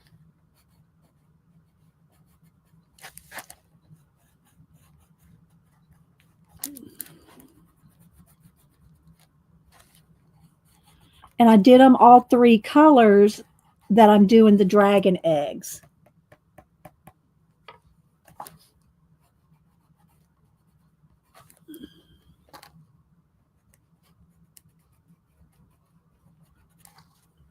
Okay. That needs to be something besides. Let's go with the brown here. I want to get rid of that. And we will shade around the branches as well. All right.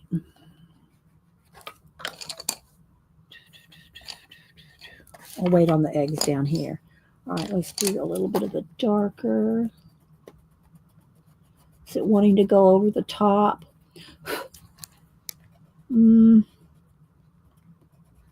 Okay, I guess. Trying to go over the top of the previous color. Let's see. Then we'll do kind of maybe the magenta color.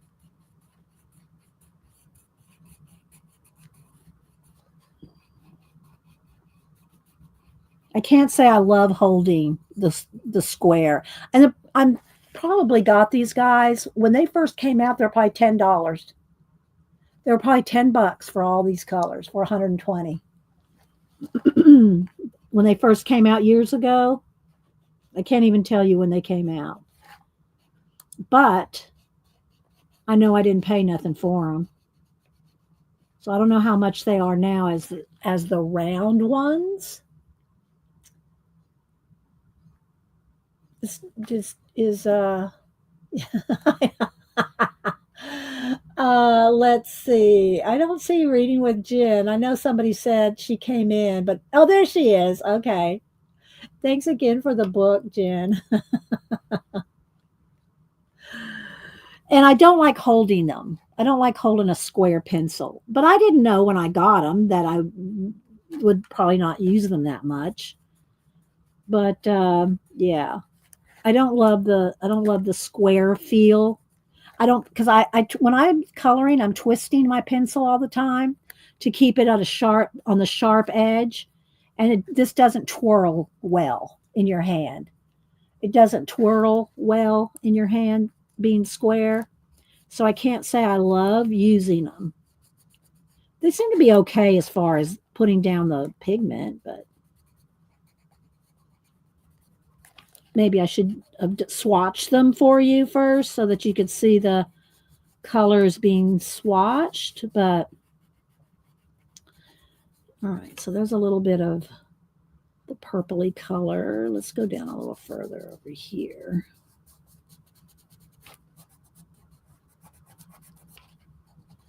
Because then we're going to get into the green. All right, now let's go with just the grass, well, the moss green. Then I'm going to go around, shade around, and make it stand out.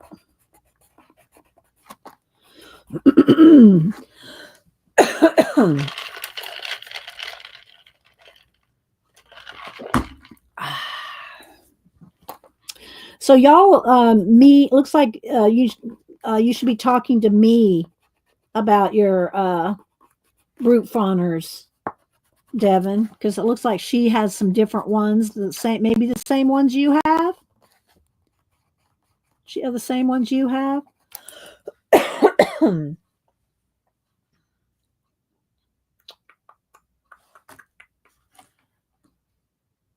Let's see.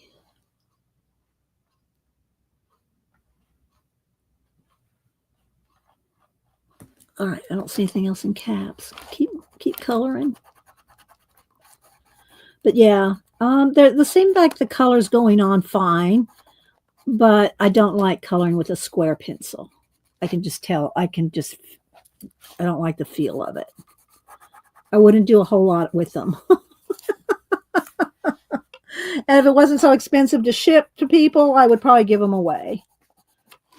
All right, let's see here. Let's do a little bit of the lighter green at the tips.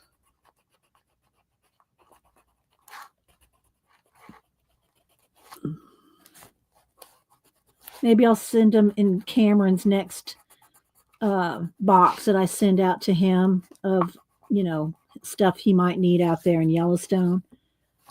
Send them out to him to use with the people out there that he does art classes with. He does like art, I don't know, get-togethers, I should just say. He does art get-togethers at Yellowstone with some of the other employees and stuff.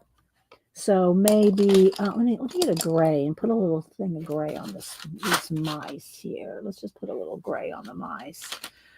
And he might, they might like them. I mean, I don't know that they'll love them, but they'll use them. You know what I mean? So I think that's what I'll do. I'll pack these up.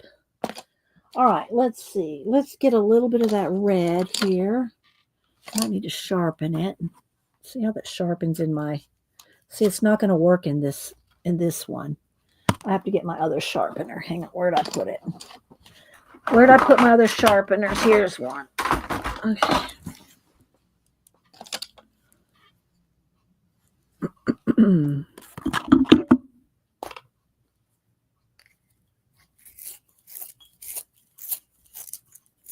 we go. I'll have to remember to send him a sharpener because these don't fit in the small ones. Oh, let me see. Nope. You have to use the bigger. You have to use this size.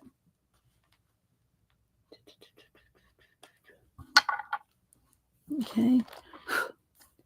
All right. So let's go ahead and put just a small amount of red circle. I'm gonna go ahead and do his eyes, his little bloodshot eyes. Then I'll do his pupils.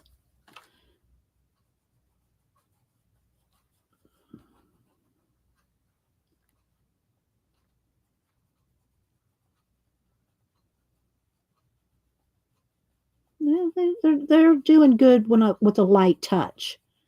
When I'm doing a real light touch, they're doing good. That's one thing I always check with pencils when I'm doing, because up here I'm doing a harder, press to do those branches. But here I'm doing a real light touch with the, light shade, and it's doing good. I just don't like holding a square pencil. It's annoying. It's annoying. I'm sorry, but it is annoying to hold a square pencil. All right, there we go. Now let's do a little bit of shade. Light, light, light, light touch.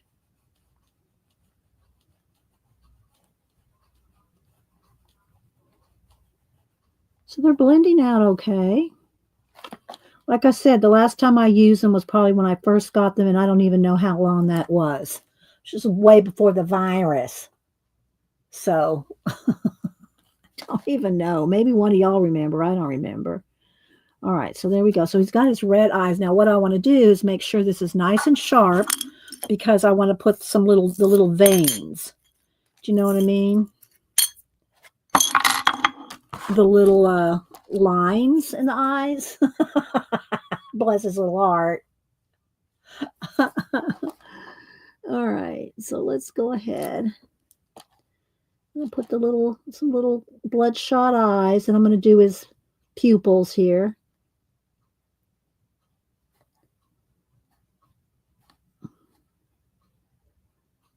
Trying to keep it really light.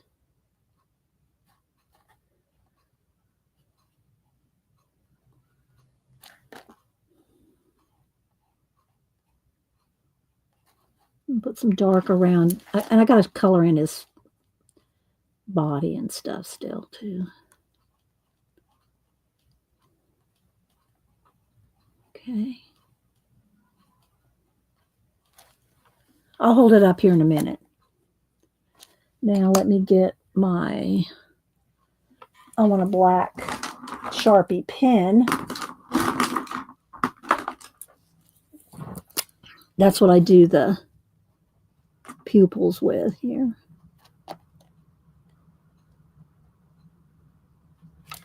All right, now I want the black. Well, let's do the dark brown first. Let's get it nice and sharp. Where did I put the pencil sharpener there?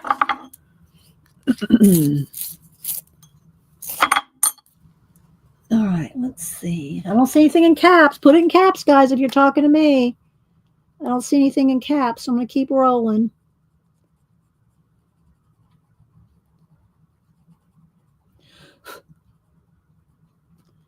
But I do like the pencils. Pencils on top of the pan pastels has a good feel. It has a good texture like to it.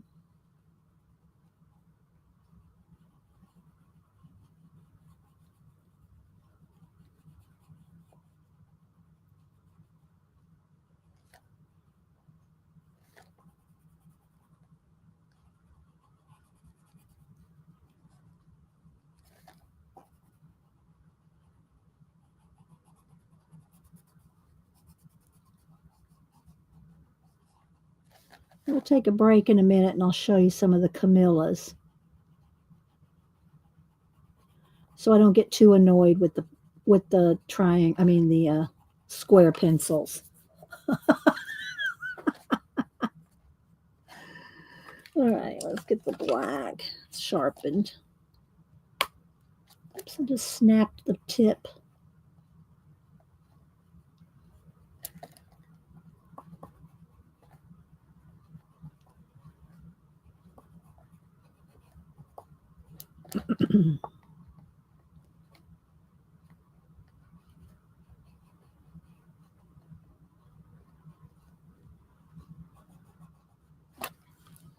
Let's see.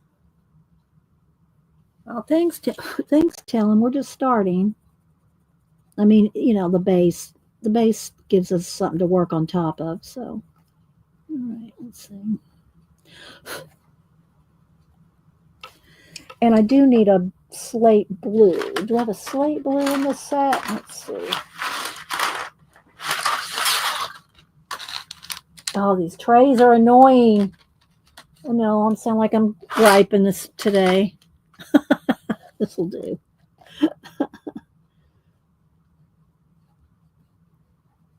Bring his little eyes to life here.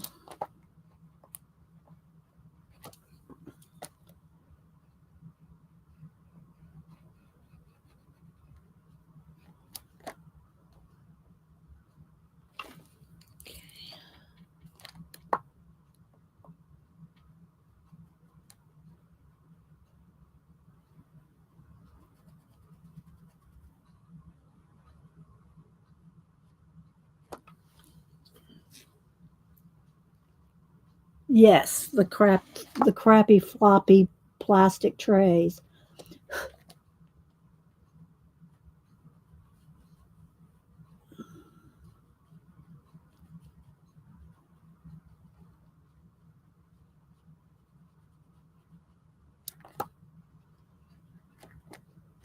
Okay, so I need the rusty brown color. There we go. Kind of the red brown color. And then this one.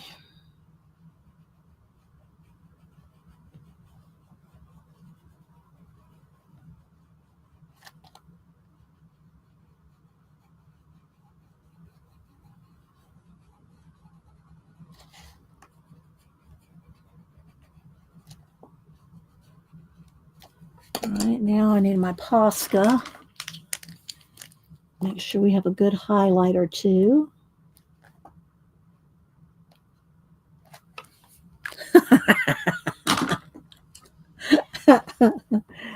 All right, let's see. Let's go back to the brown here.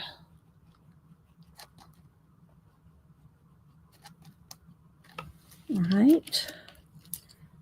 Now let's see. Do I need to blend out any of that red? Make it a little lighter, softer, little pink in there. Maybe, maybe not, but we're going to do it. Just to soften it a little.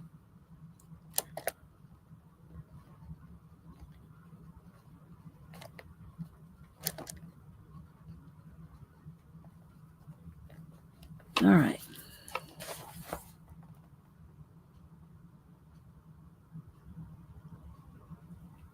There we go. I might have over gone over too much red. Let's see. Let's go back in here with the Posca and kind of back out the red just a little. You know what I mean? Like just so it's almost just like a little red rim, maybe? I don't know. Looks a little, these little eyes look a little too buggy, too red.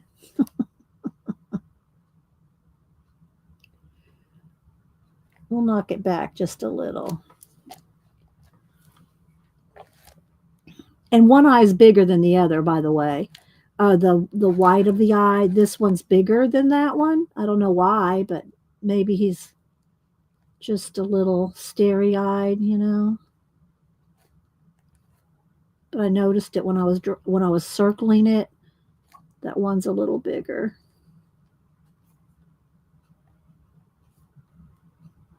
All right, there we go. Now let's go back in here with the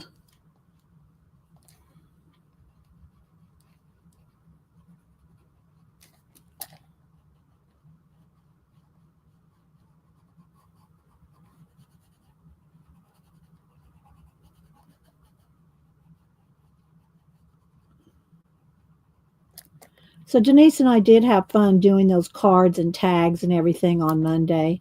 And she worked in her journal, in her planner. She worked in her planner doing planner stuff. Kind of Angie. And so she really enjoyed doing that. I want to get around his little teeth. Let's get around his little teeth. They're very tiny. I might have to add a little Posca in there. We'll see.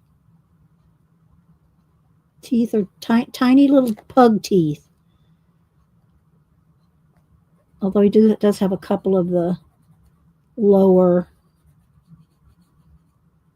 fangs.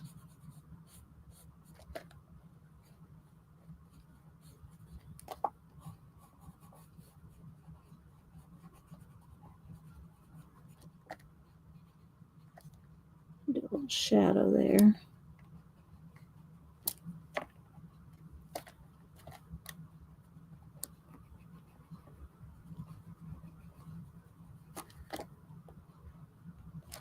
And his ears.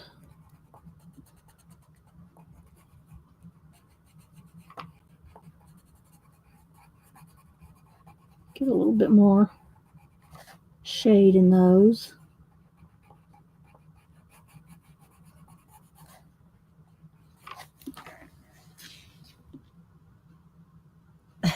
Thanks, Captain. He looks like he has issues, doesn't he?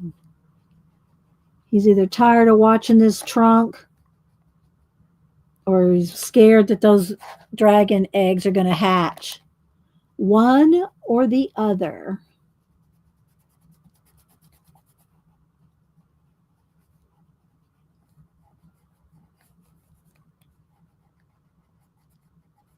Okay, let me sharpen this black because I want to go around those roots.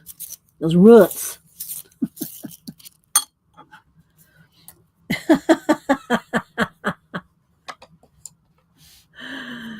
Oh my goodness. And he needs some little whiskers too. There's no whiskers drawn on him. I might have to draw in some whiskers, but because he might need some. A couple little pug whiskers. Okay. Let's get the brown a minute.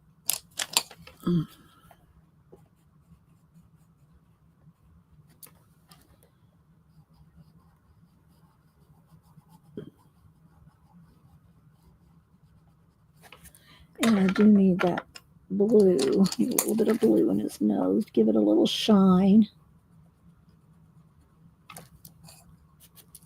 My white. Might need a little Posca.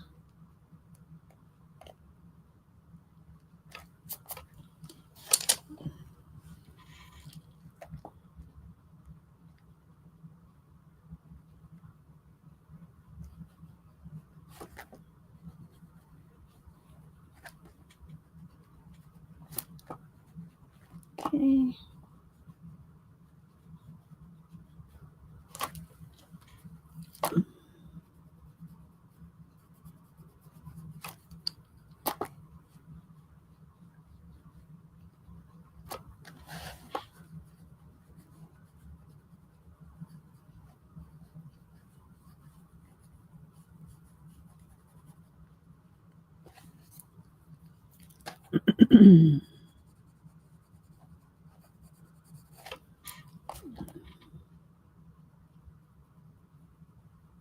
They do keep a sharp point, but if you push too hard on, they do the very, very tip snaps, just a teeniest little bit. But they do keep a nice sharp point. They're a harder pencil.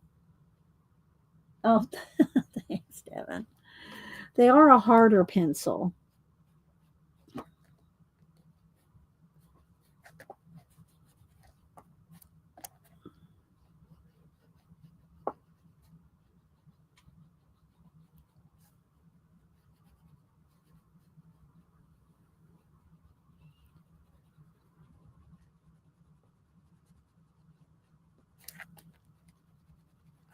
And I do want a little bit of a lighter area up at the top.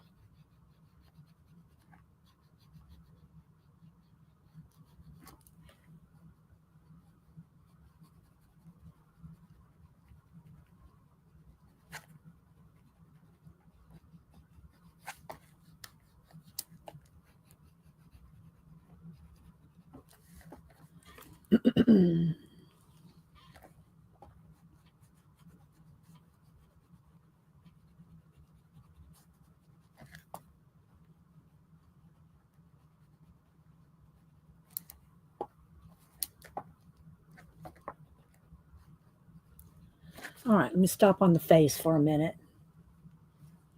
Well, I say that and then I pick up a pencil. I want to do a little bit of the. Is this the red or the brown? Yeah, it's the brown.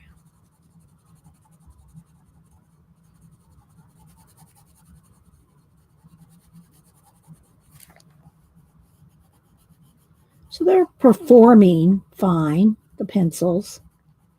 But again, I'm not enjoying the holding of a square pencil.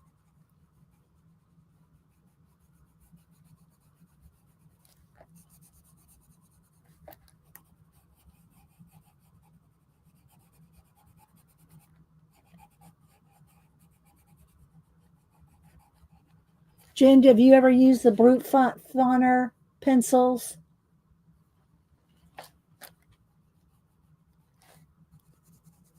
Jen's more into some other things right now. She's not coloring as much, but that doesn't mean that she doesn't have a lot of pencils and supplies. So she might have used these before. I don't know. You don't care for them either. Do you have the round ones or do you have these square ones? Because it seems like most people here have the round ones, Jen.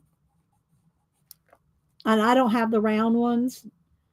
And I don't like these square ones. So I'm going to give these, I think I'm going to send them off to Cameron to use with his groups of art, not really classes, get togethers, art get togethers. So he can, at least somebody will you can use them. So, all right, let me go ahead and get up here under these. And this might, I don't want to take too much. I don't want to take the whole show to shade all these. I'll do a couple of the branches, but I don't want it to do all. This is going to take a minute, a hot minute. And I don't want to take the time to do every branch here because it's going to take a while.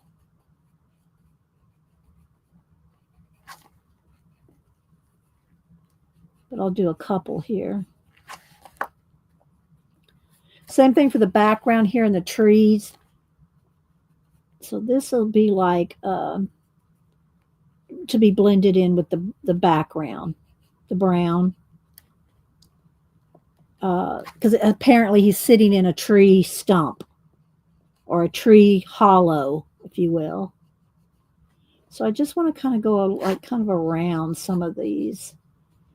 I'll just do a couple, and then we'll move on.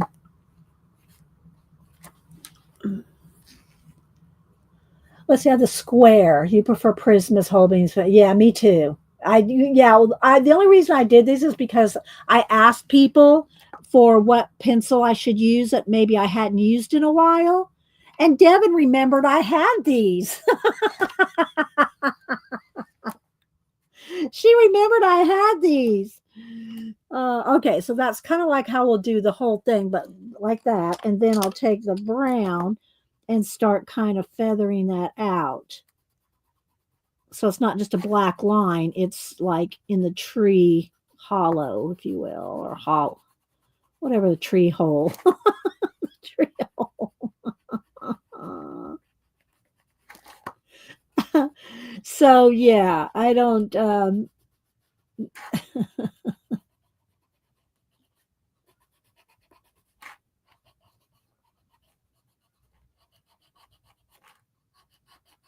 to give it some depth.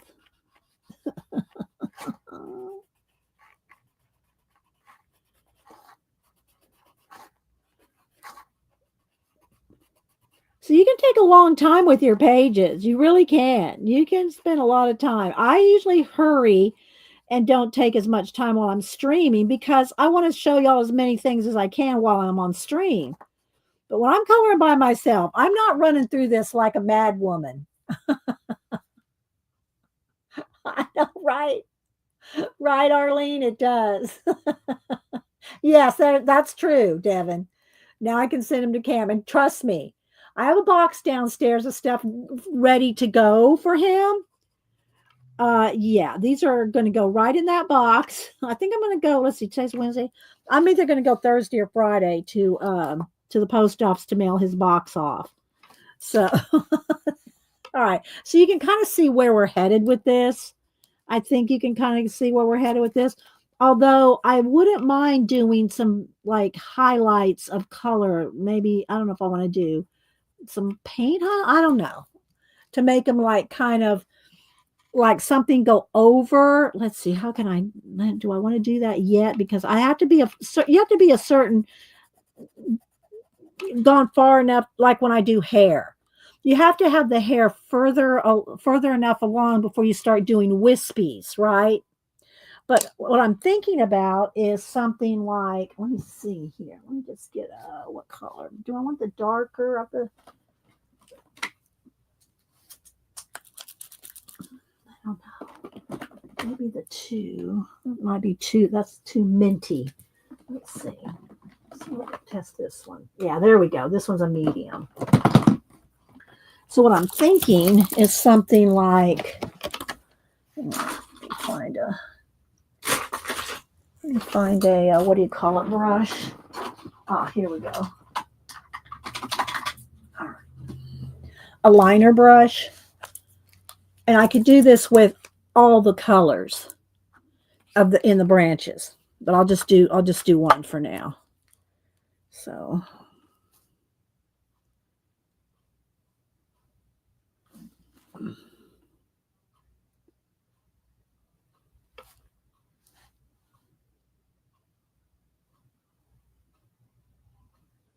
And I'm crossing over the other branches.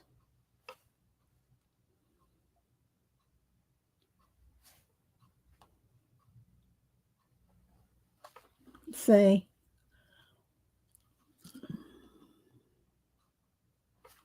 And I can do the same. Let's go ahead and do a lime green. Let's see.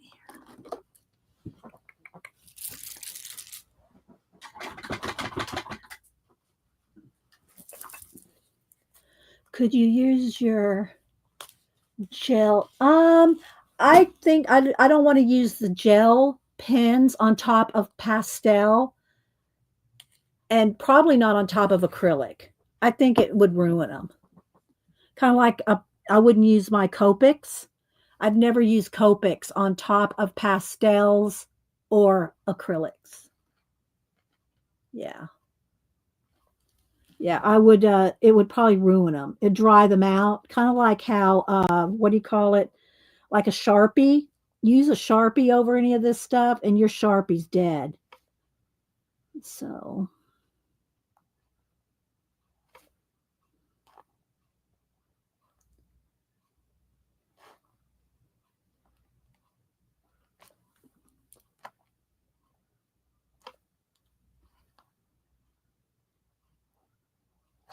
see something like this and you can continue on, but I don't, yeah, I just kind of want to show you.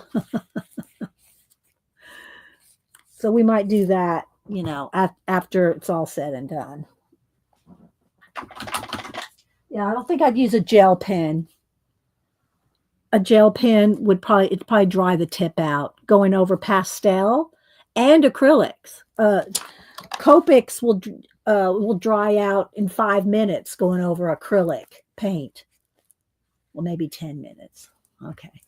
All right. So I did want to do one of the little eggs at least. And again, y'all know how I work. I'm going to try to do as much as I can, and then I'll finish it and post it later.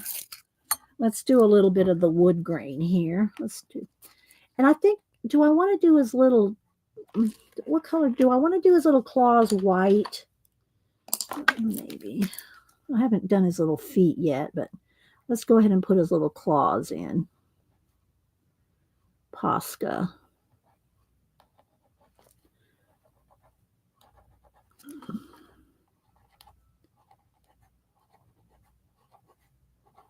Now remember, Posca, if you use a white Posca, once the white Posca is dry, you can go over it with a color pencil to change the color from white to whatever the pencil is, but it'll still retain a vibrancy of the Posca. So for instance, these little divots here, I want them to be silvery gray color, but I'm going to put them white. Once the Posca's dry, I can go over it with the gray and they'll still be nice and vibrant. It'll be a nice, vibrant color. Same thing for the little lock here. And also remember that these pages in this book are off-white. They're an off-white color.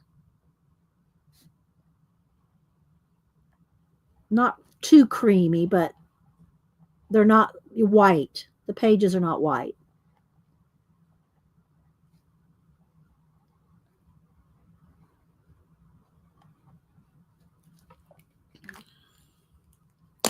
Okay, so let's go ahead and do a little of the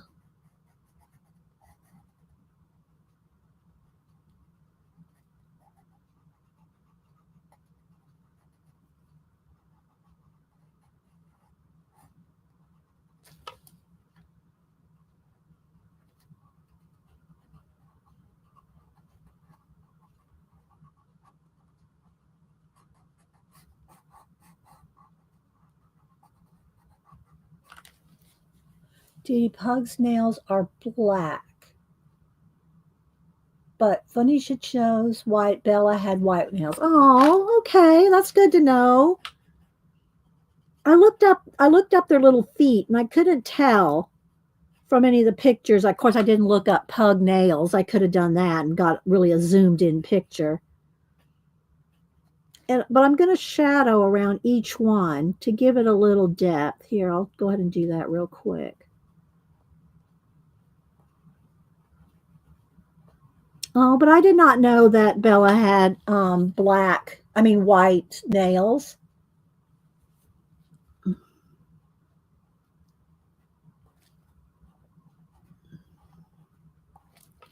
Okay, we'll just do that. And then same thing, I want a little bit of a shadow under each of the little divots here, or the little nail heads, whatever they are. Gives it more dimension. And I haven't colored the body or anything yet. I really wanted to concentrate on that area of the face so y'all could see.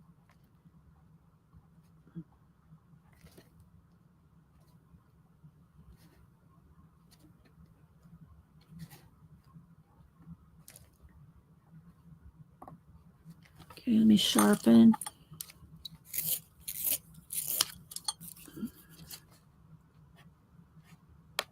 See, I snapped off the tip.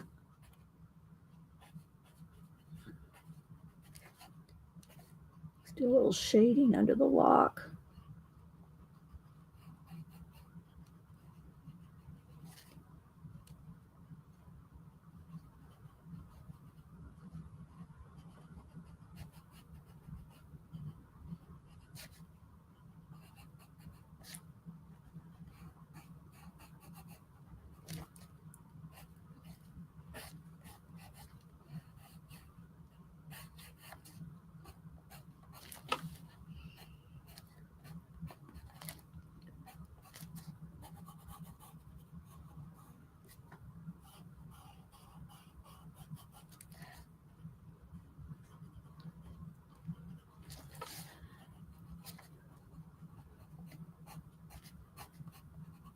So yeah, I'm waiting to see from Denise where Samantha might be today.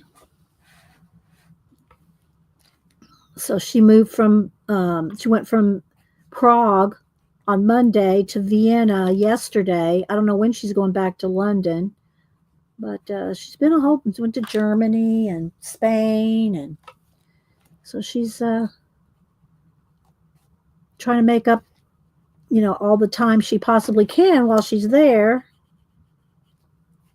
All right, I'm gonna stop on this because this is going to take, I can add a lot more detail. I just want to know if there's any. All right, so here we go. So you can see where I painted some of those little branches from that to that. There's the little pug eyes. And I haven't done his body down there yet. And I haven't done any of this yet. Start a little bit of I gotta sharpen. And where's the, did I pull a darker green? I'm gonna need a darker green too. Let's see. That one. Yeah, that one looks okay. And I'll stop here in a minute and we'll go through Camilla's because I'm really having a hard time holding these pencils. I'm going to be honest. They're not comfortable at all to hold. When you do a lot, it is not comfortable to hold these square pencils. I cannot not recommend them enough. Maybe people don't care. I don't know. I couldn't hold these for hours and hours. I mean, just the tip of my finger hurts. My fingers never hurt when I color.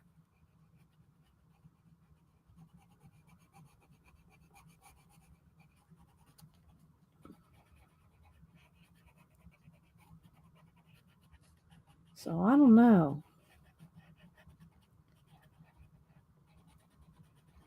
I'm not a big fan.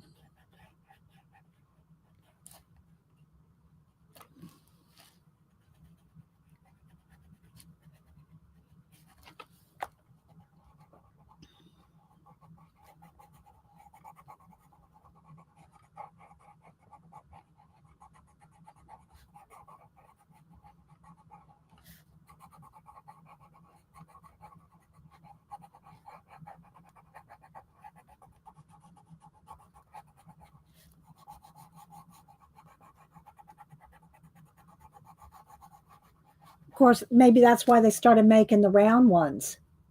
It's not stuff. Maybe that's why they went to the round ones. Like I said, I don't have the round ones. I don't think.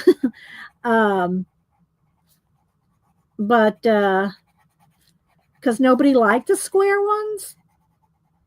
Whoops, just slung off the edge there. You know, could be. Let's see how it's going to go over this. See, I just snapped the very tip again.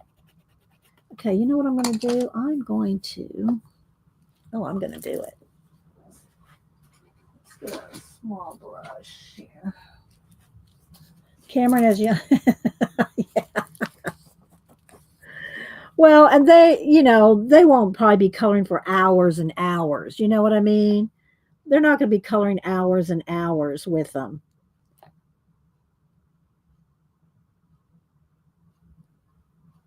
Or if they do, it'll only be for a day. It won't be, all the time like we color.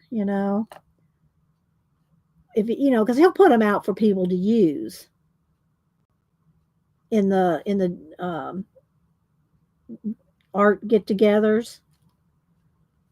They live like in a dorm. It's like, and I think when they start out at the beginning of the year, there's like 2,500 people at Yellowstone working. I don't know how long. I mean, how long that many are there, or some stay, some leave. That they start with that many, but they live in dorms, and they have like big rooms where they can get together, and of course they have the cafeterias and all that. So he's done some art get-togethers for people to for the employees to have something to do on their days off and stuff.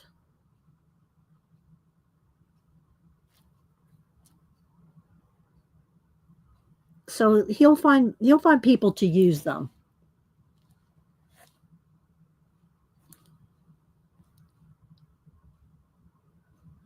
Okay, so I'm going to do this to all the colors, but I'm not going to do it right now. And then what I want to do is shade it after the paint's dry. I guess I could dry it real quick. After the paint's dry, then I want to do a little bit of shading, and then I want to add like some Wink of Stella glittery, flat glittery pen stuff. All right, hang on. Let's dry that.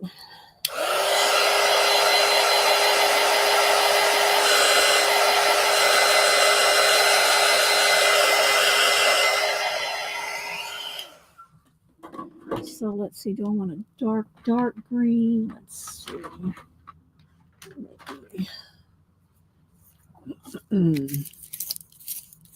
I have to send him a pencil sharpener. Well, he might have one of these, but I don't know. Couldn't. He has to have one of these to sharpen. Let's see. Hi, Annette. Who else am I missing? Brenda A. I'm looking. I said hi, Cindy, Goldie. Anybody else I miss coming in? All right. So what I want to do next, see under on these little eggs, is get some nice darks. Y'all know I love me some high contrast in my coloring, and get some nice darks under here. And I really don't want to put the Wink of Stella on until the very end because it's got to take time to dry, and I don't want to stick my hand in it. And so let's just do a little of this here.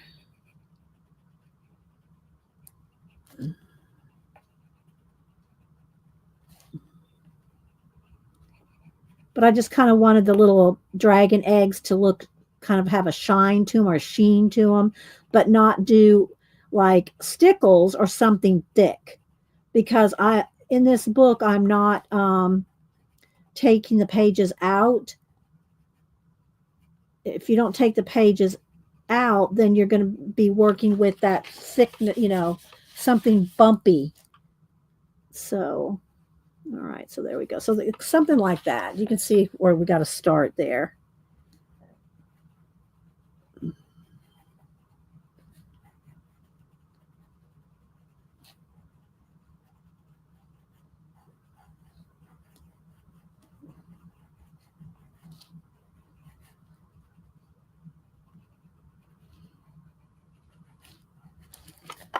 something like that.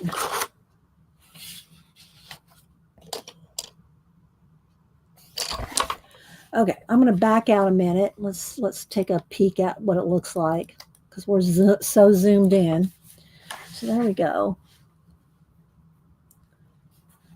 So there, that's going to be kind of the start of it. All right, so let me go ahead and take a break because my finger hurts. Oh my gosh, my hands never hurt when I color. And these trays are annoying. Oh my gosh, I sound like I'm just griping this morning, don't I? Okay, so but I do like his little eyes and his little nose and his little teeth. I do. One more thing. I want these little fang things. I want these little teeth to show a little more. So I'm going to make them a little more prominent. There we go. Make those teeth a little bit more prominent there.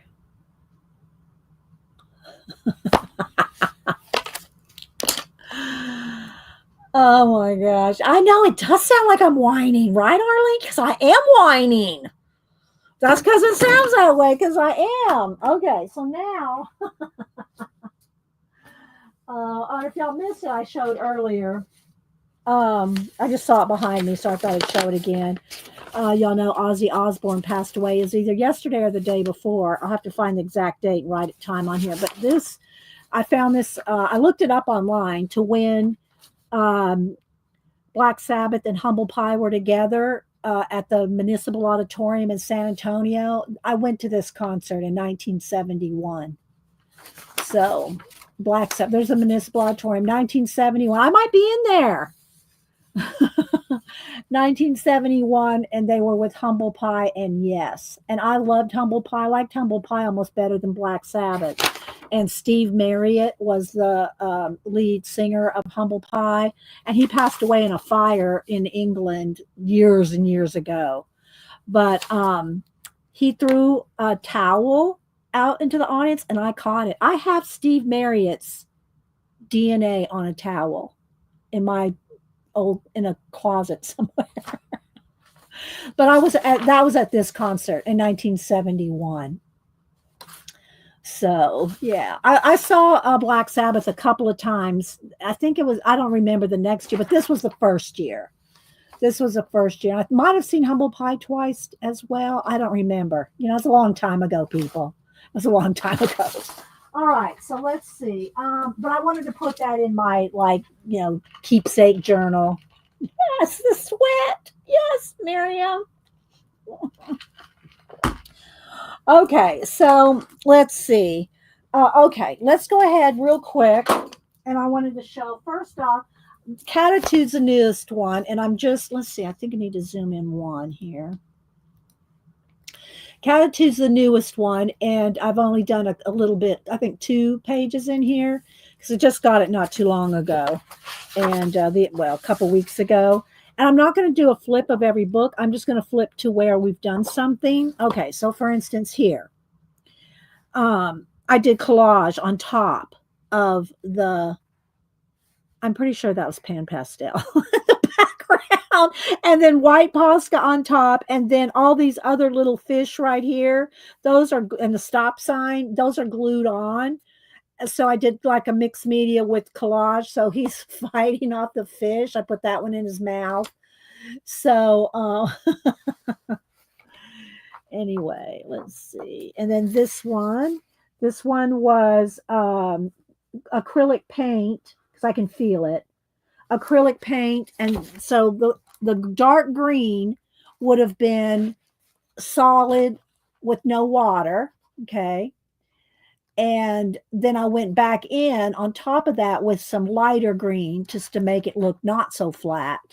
And then a lot of this is like with Posca and acrylic paint on top of a base of acrylic paint. But you have to have it watered down on the base so that you can still see the line art, so that you can still see the lines.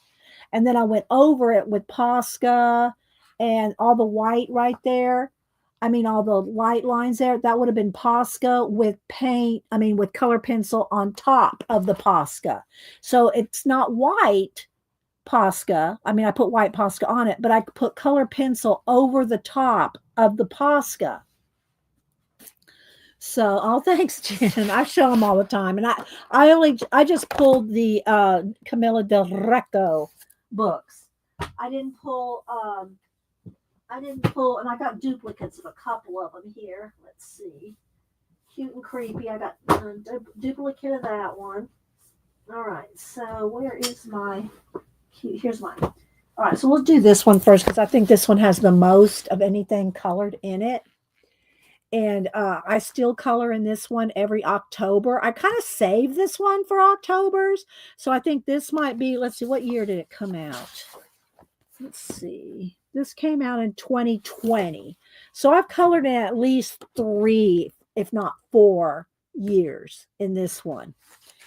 And so here the black background here is solid black acrylic paint with no water. So you see how flat it is? So, and then I went on top of it with color pencil because that's one of the things about using acrylic paint. Color pencil loves going over the top of acrylic paint. So, and then I'm trying to look here. I think I did a wash. No, yeah, I think I did a wash of some pink.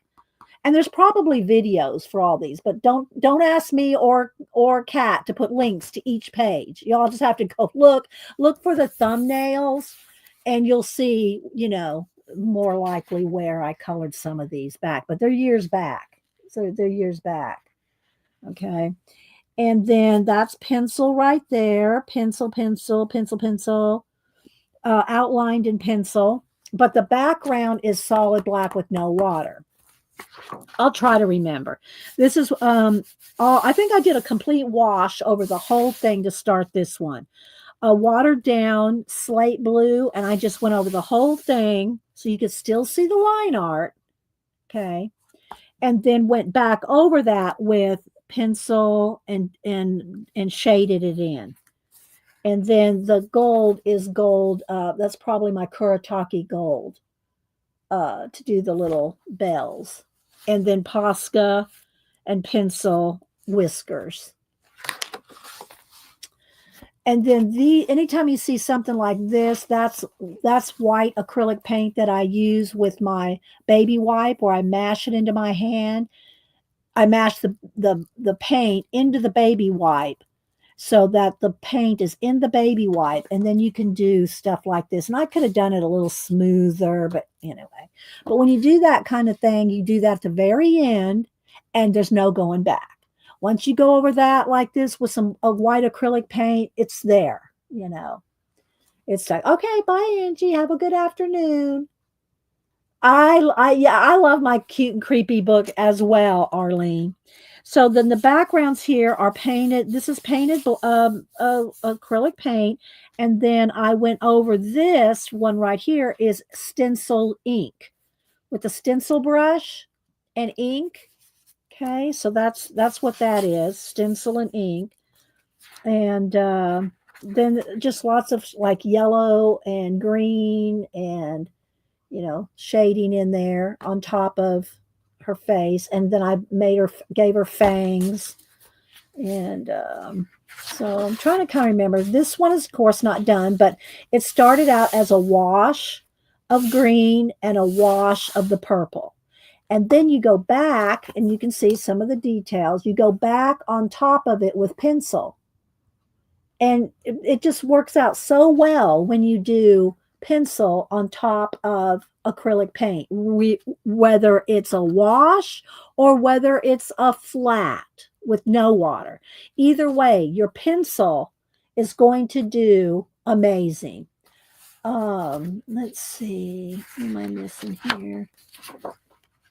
I don't see anything in caps. Can you use gel? Okay, let's see.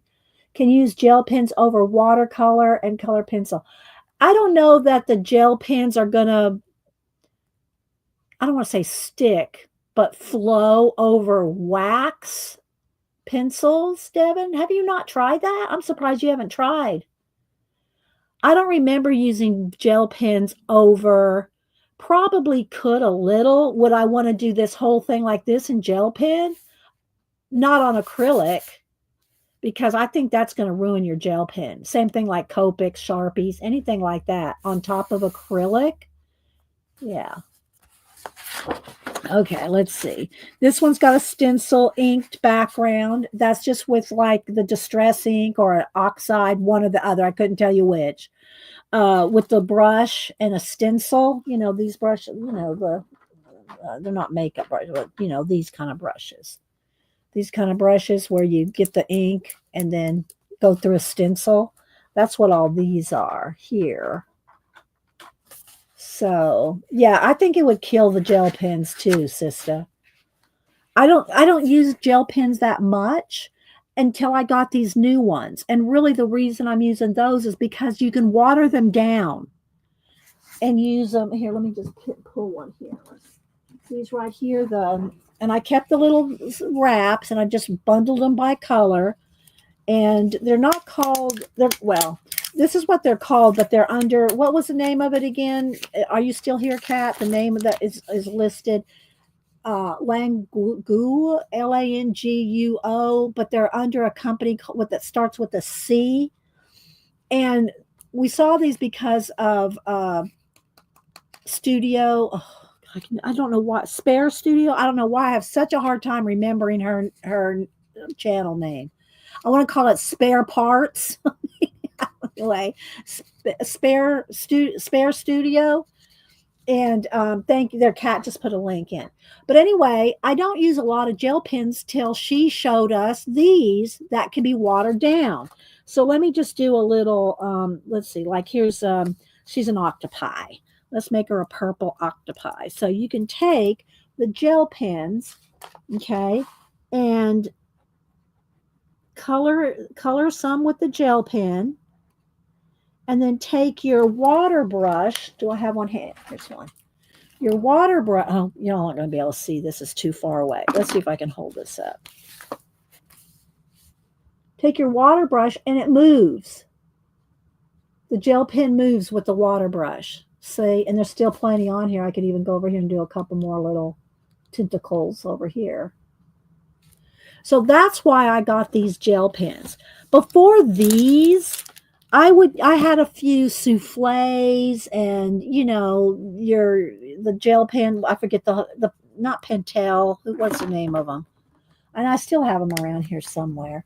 I'm looking for them. But anyway, I have some of those other ones, but I never hardly ever use them because they clogged all the time, and I never liked the white one. The white one. So anyway, I got these and that's the reason I got them, because you can add water to them, and they're like, yeah, jelly roll. I don't like, yeah, I have a few jelly rolls, but they don't have a whole lot of colors, and they dry. They skip and dry. These are smooth as butter. At least being kind of new here. I don't know how long they'll last and be that way. I can't tell you that in years from now that they're still going to be that way. But let's get another color here. So that is why I bought these. But would I use them over acrylic paint? Probably not. I mean, they're a very fine tip, like they're a 0.5. They're very small. If you start picking up wax pencil, or you start picking up dried acrylic paint, I don't know. I wouldn't do it, So let me just go ahead and show you here. See?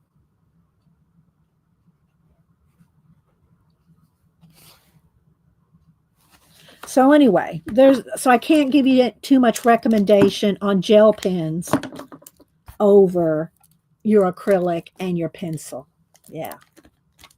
I was hoping to use the gel pens over the line in your cute and cozy coloring. Oh, well, just try one, Devin. Test, girl, test. You try everything. You try everything. So I'm not, I know you will test it and let us know.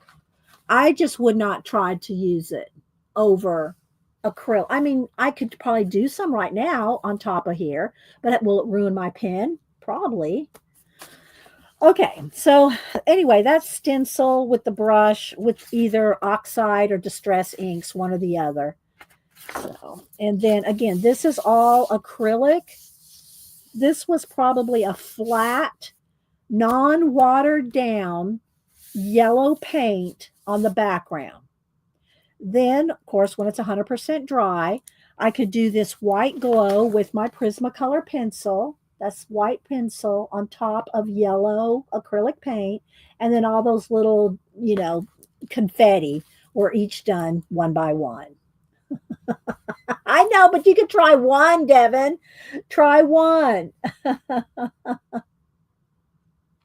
I tell you, I can just say, oh yeah, over alcohol markers because I think that would be fine because there's nothing there for it to absorb up. You know what I mean?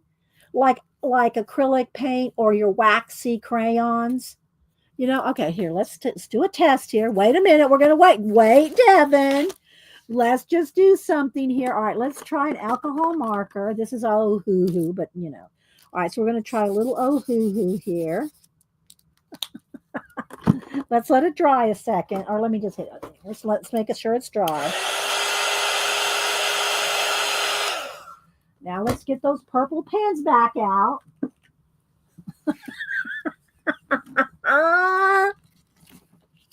Love you, Devin. All right, so let's take the dark one. And let's just do, all right, it's going right over just fine, which I didn't think it would be. There's no resist. There's no resist like wax from pencil, no resist from like acrylic chalkiness, All right, so now let's take our, okay, it is blending, but it's not dissolving it. Look, see how it's really not dissolving it 100%? So there you go. That's these gel pens. It's not all necessarily all gel pens, but that's these gel pens. They're not completely dissolving, if you know what I mean by the line. You can still see the line there. Okay.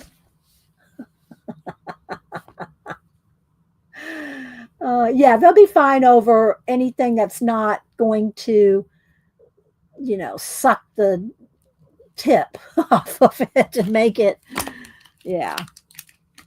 dry out. Make it dry out. All right, so let's go back. So again, here's where I did a little bit of practice, of what this whole thing would look like if I finished it, which I probably won't. But I did a lot of my pages, not necessarily in Camilla, but a lot of my pages are done for demos, You are high maintenance, but that's okay. My hand hurts, so I don't mind. Okay, so there's the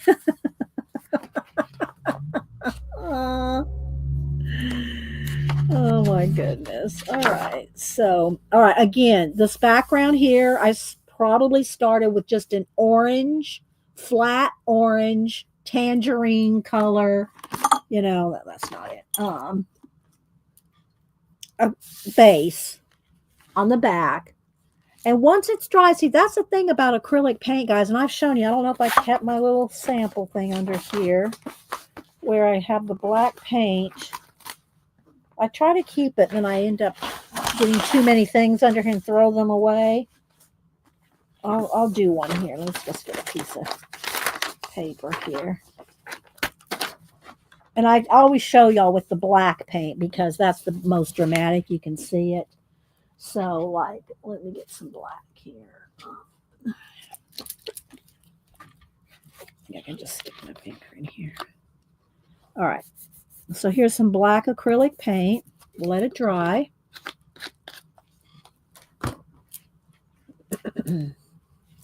Yes. Oh, Devin. It's the Brew Funners, and you made me use them. Just saying. It's all Devin's fault. So yeah, so if y'all want to see Devon stream at 3 p.m. Eastern today, go over there and tell her it's all her fault. Oh, let me get a sip of my water. All right, so let's try this because I love to show this because this is one of the reasons I love acrylic paint in my color book. Devin.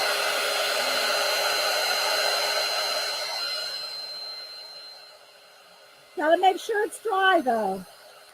And that's true of any time you use acrylic paint, whether you water it down or not. You have to make sure it's 100% dry before you start going over it with pencil. Because if you don't, you're just going to either peel it, scrape it, dig it in, make a hole. So you got to make sure that that acrylic is dry. But let me show you now. Let me get a black Prisma here.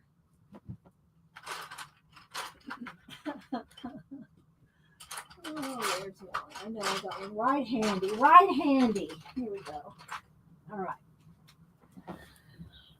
So here I did a base of orange with the acrylic paint, and then I went over it with pencil, all those butterflies, and then I outlined each of those butterflies with a Posca.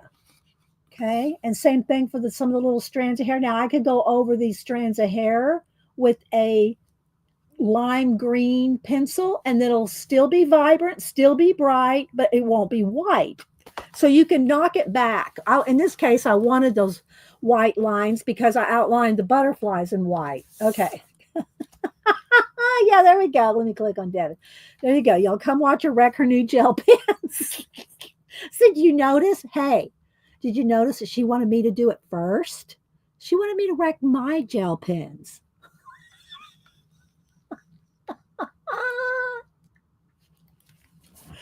All right. So and I do get a teacher's voice. I'm not a teacher. I tell y'all that. I'm an encourager, and I like to give y'all examples, encourage you to try things, but I'm not a teacher. I don't have the patience to be a teacher. I do not have the patience. So when I start talking and sounding like a teacher, it's because I'm trying to be very careful in exact steps. Do you know what I'm saying? I try to give all the information in a very, you know, in a way, you know, everything's in a complete way. And so, sister. All right. So now here we go. So I'm going to put down a black pencil. So if you were coloring something and you wanted a black background, or say the wings on this, you know, moth or whatever it is, if you wanted it black, look, this is a lot of work, right? You could do it, but why not just use the black acrylic paint? Because then when you want to go over it with whether it's a lighter color, another color, I'm going to take my white pencil and I'm going to hard pressure on the black pencil. Look, I am pressing very hard. And this is another example of where you want to clean the tip of your pencil off. If you do something like use it over top of something, see that right there? Because if you go to do a portrait, you might just end up with that on its face because you didn't clean the tip. All right, so you saw how hard pressure I went over that pencil. And I show this all the time. I show this demo all the time because it's very important and it's very good. Now I'm going to take the white pencil and go over the acrylic paint. I'm going to hold the pencil way back here and just barely touch it. Look. And if I really wanted to color over it, I can almost get it back to white. There's no doing that on pencil. Plus, if you want to do any clouds, any mist, any glow, anything like that, see? It is magic, Jutta. It is. You cannot do this on top of pencil. Now, let me try to put this back up under here and see if it will remain for the next time we talk about it. All right, so let's go back to... Where's my orange butterflies? Here we go. So going over the top of just a solid, that's one of the other nice things if you just go over the whole thing, as long as, you know, again, you can see where I've done a black background here with no water, and you can still do on top of it. but you're going to cover up any. I couldn't do just a solid orange background here with no water and cover up all those butterflies. So you have to just depends on where you're adding the acrylic, whether you want it no water or water. But if you're going over something, you want to be able to see the line art. Okay. But it's regardless of whether it's solid or watered down, you can still use your pencils on top of it. Okay. This one I did watercolor. That's just a watercolor splash look in the background, and then went over it with pencil and Posca. Solid black background here.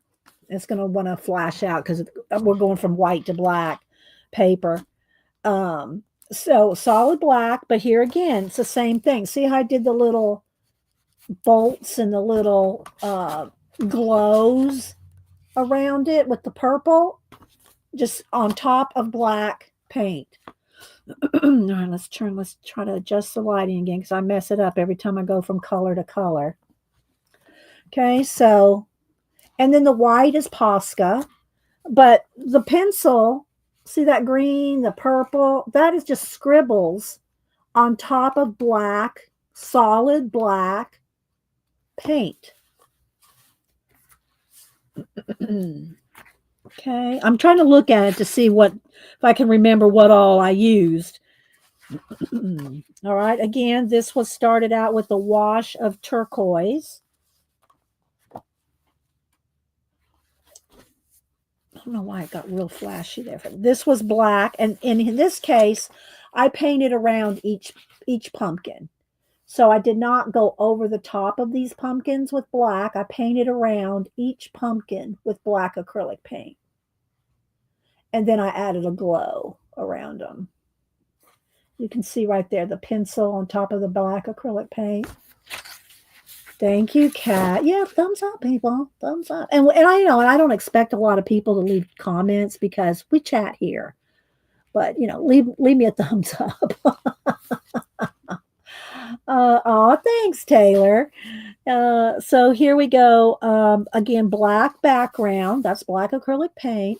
But you see this right here. Look at that. Now that's done with the baby wipe with the white paint, and I picked the white paint up in the baby wipe, and it's because it's a wet baby wipe with a little bit of white paint in it that I can go whoosh, whoosh, whoosh, whoosh, and do all this. But once you can't, there's no erasing that. You could probably try to paint over it again, but once you put those whooshes down, the whooshes are whooshed where they are whooshed.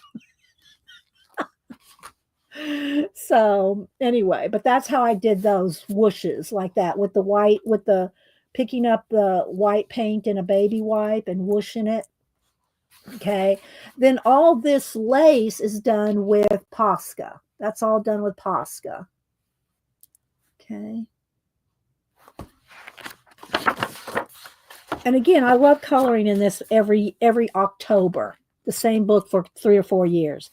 Lime green or minty lime green background, washed on, and then went back over with all the little outlines and color pencil on top. And I love my Yetis. Black background. And again, see how I can do all this snow effect and the white little, that's because it's the acrylic paint. If I had colored this with black pencil, this would not happen. Would not happen. Neither would the extra underarm hairs that I added. And then all the little hairs, all this is done with Posca. Just drawing them all out with Posca. One hair at a time, including the underarm hairs. Now, in my head, Brenda's asking if I would make that sound when I'm by myself. In my head, I'll do whoosh, whoosh. but I don't do it out loud. I might scare the cats. Actually, when the cats are in here, they think I'm talking to them this whole time. You know, when I'm talking to y'all, they don't know. They don't see you guys. They think I'm just sitting here talking to them all day long. Okay, here's another one with acrylic paint. Now, this one was not a solid. I can tell by looking at it. That's kind of a mushy background of acrylic paint. And then, of course, I went over everything with this is white Posca. I'm telling you, got to, if you have white Posca, a white Prismacolor pencil. Okay, this, I think I just started this with a watercolor. This was watercolor and then pencil over the top of it. And yeah. So you see, I still have a lot more to color over the years. This one again started probably with just a solid pink background, and then I went around each little cat face with the magenta. So I colored around each cat face after the whole thing, including the cat faces, would have been colored pink.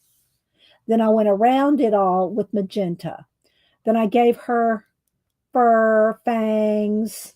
You know, I did all that with Posca. Okay, let's see. Solid green, solid black. And then you can see, because this is the black acrylic, see how I can do the little fuzzy ghosts? See the little fuzz and the little flare? It's because of the acrylic paint. You cannot do that on top of black pencil. Yes, I just use, did somebody ask what kind of paint I use? I just use craft paint. I like Americana Deco Art. It does not say matte on it, but it doesn't say satin. It doesn't say metallic. It doesn't say, you know, it doesn't say matte, but it is matte. And it's only because it's matte that works. This does not work. If I painted this with a solid gold paint, you're not, that effect won't work. It's because it's a matte paint. Now you don't have to use Americana Deco Art.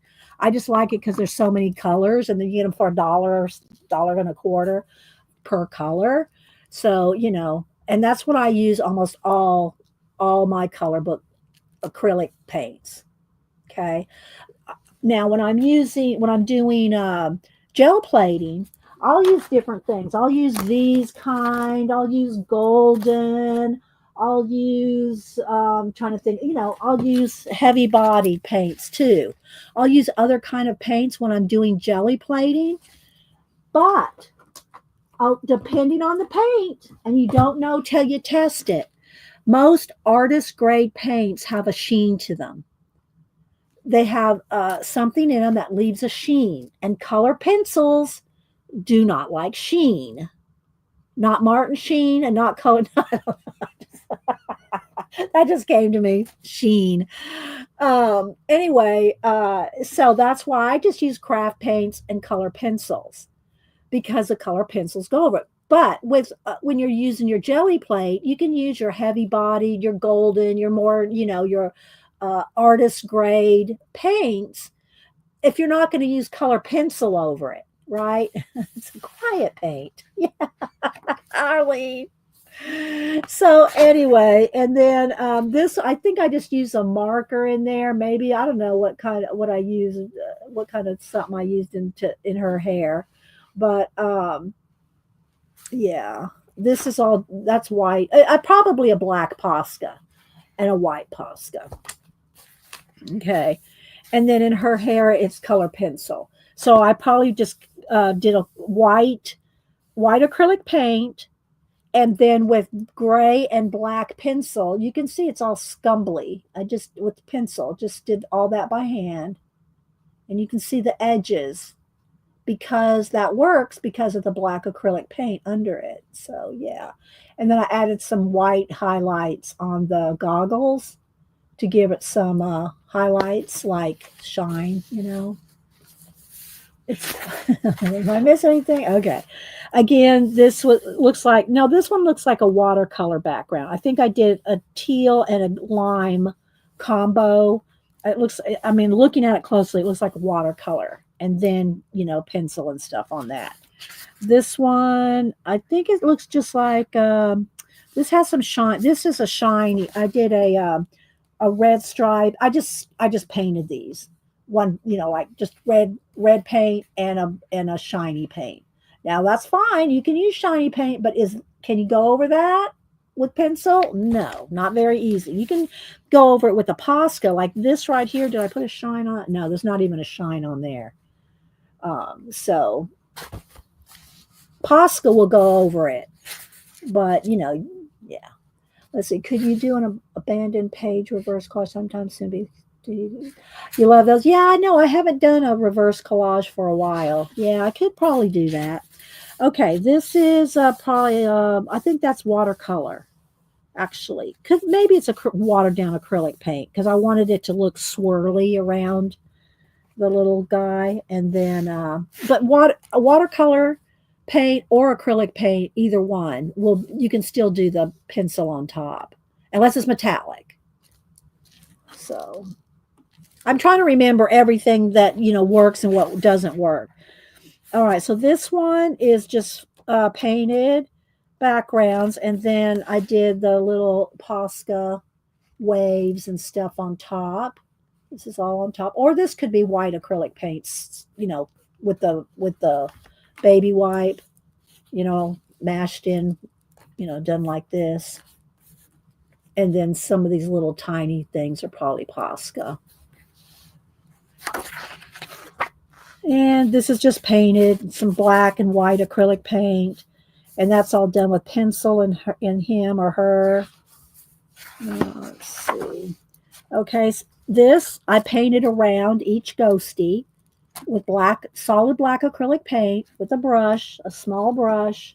I would have gone on in here and painted around each little ghost black. Okay, painted around each one. And then you can see the white pencil scumbled around, sketchy all around it. If you have questions, put it in caps. Same thing for this, black acrylic paint and lime green scumbly around the little skelly heads. See? And that's white Posca. Are you getting all this, Devin? Devin? Call it out, Devin. She might have had to leave. All right, this is a navy blue background. This was monochromatic, and all I used was white and navy blue. And the spider webs are all Posca, and then just shaded, just different, slate blue. Did her eyelashes and just did all that with two colors. This one I overdid the light when like the top came off, the cat's looking in. It covered up the cat too much. I put too much white paint. This is an example of you're stuck. Okay, Devin. So I put too much white paint, but it's too late. You can't erase acrylic paint. You can try to hurry up and wipe some back, but it's there. So, and again, this is where I painted around with black acrylic paint, painted around each pumpkin one by one, did the white and the baby wipe thing, but I covered up the cat too much. There's a zombie. Wait, page there? Yeah, there's one. Okay. Black background, slate blue background. Again, painted around in the back. White Posca. Made it look like she had little straws sticking out of her hair. What is it? I said, what are you sneezing about? Malibu just came in behind me. All right, I'm going to try to flip through these kind of quick. Green background and a stencil. So again, I used some either Distress Oxide or Distress one or the other inks with a stencil in the background to make it look like scales. So you can see that. Did some on her face, made her look like she was kind of a snake herself. Gave them little fangs with Posca.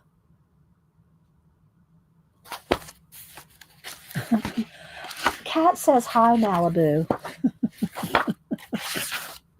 Solid brown or terracotta background, purple background. Same thing, but no water. You can see how flat it is. That's how you can tell if there's any water in it. And then this is one of my favorite ones too because I love the lace with the Posca and all the little flowers and all the little spikies on the little hedgy. So I really like this one. And there's the, little skull crown things. And then this is just my little test page in the back. So that's my cute and creepy that I bust this one out every October. So, and then plus every October, I always do a pumpkin collage and I do my Inktober. So October is a busy month for me. All right, so let's see real quick here. I'll show you a couple. I'm just going to flip. Here's the mermaid, Pop Manga Mermaid. So this is pan pastel. This is all pan pastel with a pencil on top and Posca. And I don't know how long your Posca would last if you did it a lot. It's a paint pen. It's an acrylic paint pen, but still, I think if you use it too much on your pan pastels, you'd probably dry it out. So that's all pan pastel. Let's see. This was a test with ink. That was acrylic ink. That was a test page. This was a test page with watercolor.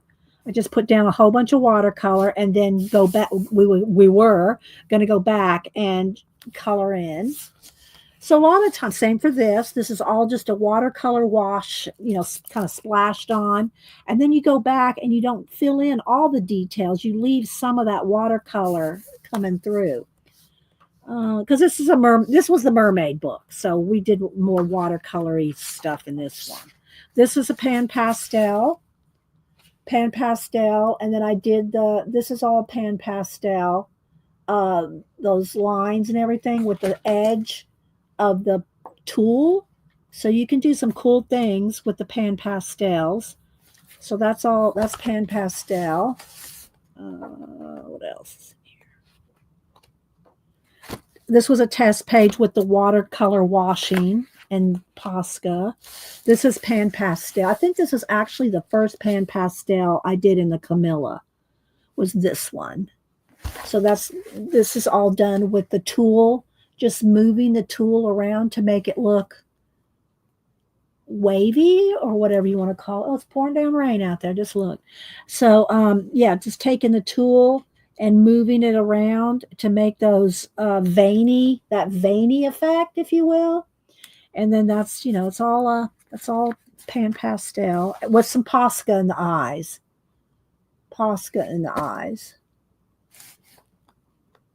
Let's see. Do I have anything else? This looks like a stencil. It looks like a painted splash, but it's actually a stencil that gives that splash effect. So that's stencil with 2 colors of ink, and then she's got stickles on her. But remember, if you put stickles on there, if I went to color on this page, which I think I just didn't care, I just said we're going to go for it on this side. But if I wanted to color on this, I can feel the stickles, right? I can feel the stickles. So if I went to color on top of the stickles, we'd have little bumps. Like you do when you're going over something with color pencil and you're doing a rubbing, that's what would happen here. You'd rub and feel all that stickles. So I don't recommend any kind of stickles or 3-dimensional things in a book. Okay, so that one was Mermaids. Flights of Fancy. Let's see what we got in here. Some of these have not this one, but some of them have duplicates in their books. Like if she did a compilation, like here, this next one, best of, that's going to be best of a lot of the books, right? Okay, I love this one. And that's, again, it's black acrylic paint. And see the yellow little lines around the little chicks? It's that only works because of the black acrylic paint. I know I repeat myself, but yeah. Don't email me. Okay, let's see. This one we started. One, I didn't finish this one, the kiwi. And again, this is watered down acrylic paint. Here's a good example of watered down acrylic paint on going over the line art. See how I didn't lose the line art and the little kiwis? Now I can go in here with dark gray. Do I have a gray handy? I can go in here and start coloring individual little feathers on top of the gray wash. And I would also do darker and stuff, but you can kind of see here. So you can see where I've done the darker gray, and then you can also do Posca. So I started doing the fuzzy, the little fuzzy chicks. See?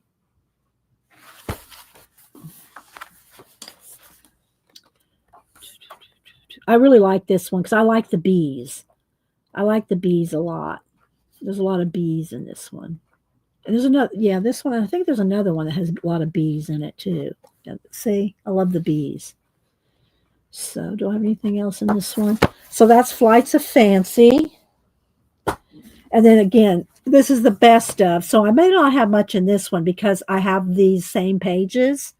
Like, see, that's from Cute and Creepy. I have these same pages in other books.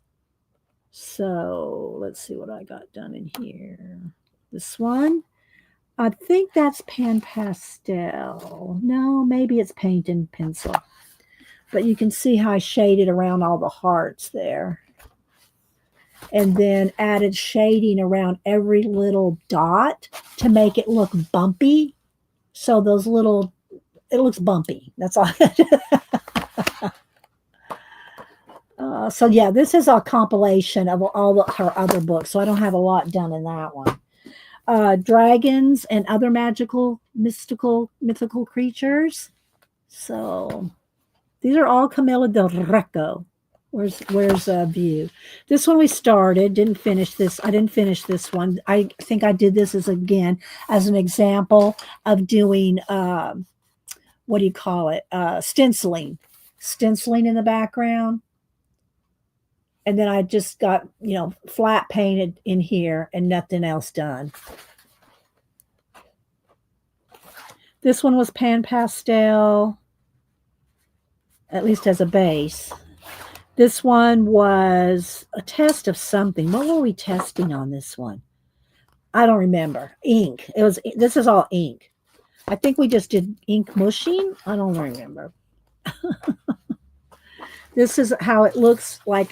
You start with the base like this, and then this is what it looks like when you get it done. So I left some, and same thing for around each little bone. Okay. I would do this around every single bone. And then this is what it looks like as you progress from a wash to all the details. Okay. But it's because of your base. It's all about the base. My mailman just went by.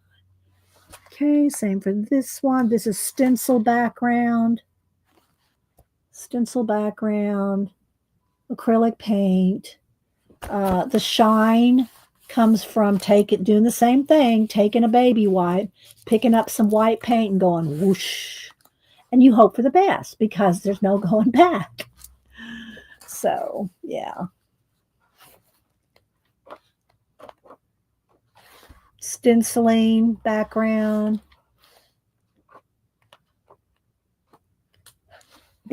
Solid black acrylic paint background. And then this is, I think I just painted some peach color for the hearts and the axolotl, and then went in and did shading with the darker salmon colors, and then added white Posca.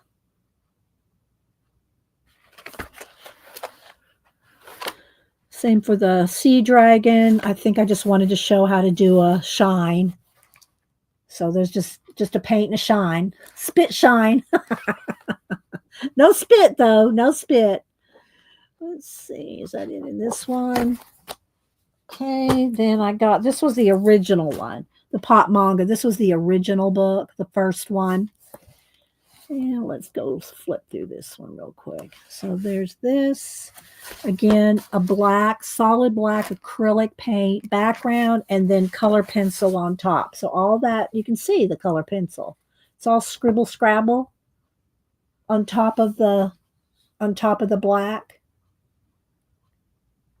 And I added the planets and the stars splatter. You know, that's acrylic paint splatter to make it look nebulization.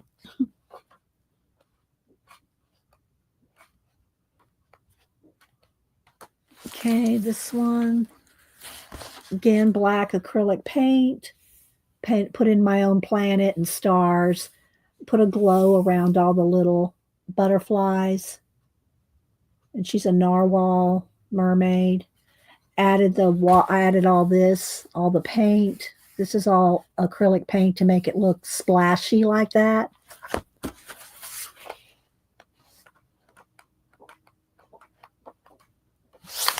So these are the kind of pages that are not in my binder. So these don't come out into the light of day as much as my binder does, because I don't cut these out and put them in the binder.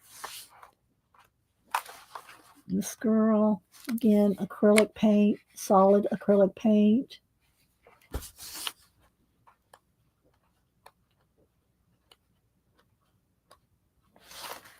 Water. Oh, this was Inktense. I do not like Inktense pencil. That's another one. I just don't really care for Inktense pencils. Maybe it's because they don't dissolve enough for me. And I did get the what is it? What brand did I say it was? These Artizo. I got these. We need to play with these. Maybe next week. Watercolor pencils, because I do not like, and I've had them forever. Inktense, and I know people that love Inktense pencils. I just don't. They don't do what I want them to do. They don't behave. They don't do what I tell them to do.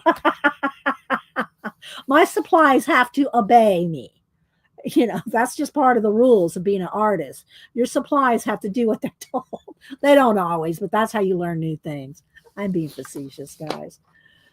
Let's see. And then there's this one, just kind of a little soft water. I think I did this with watercolor, maybe Inktense, but I think that's watercolor. So that was the original Pop Manga. Then, did I do Beauty and the Beasties? I don't think so. Beauty and the Beast. Okay, this one is Pan Pastel. I need to finish this. We did this not too long ago. This is, I think, Pan Pastel, and then is that Pan Pastel? Yeah, Pan Pastel stencil in the background. We need to finish this one. I say we. But yeah, this one's just got a lot of base done. It needs more. It's got to have the detail.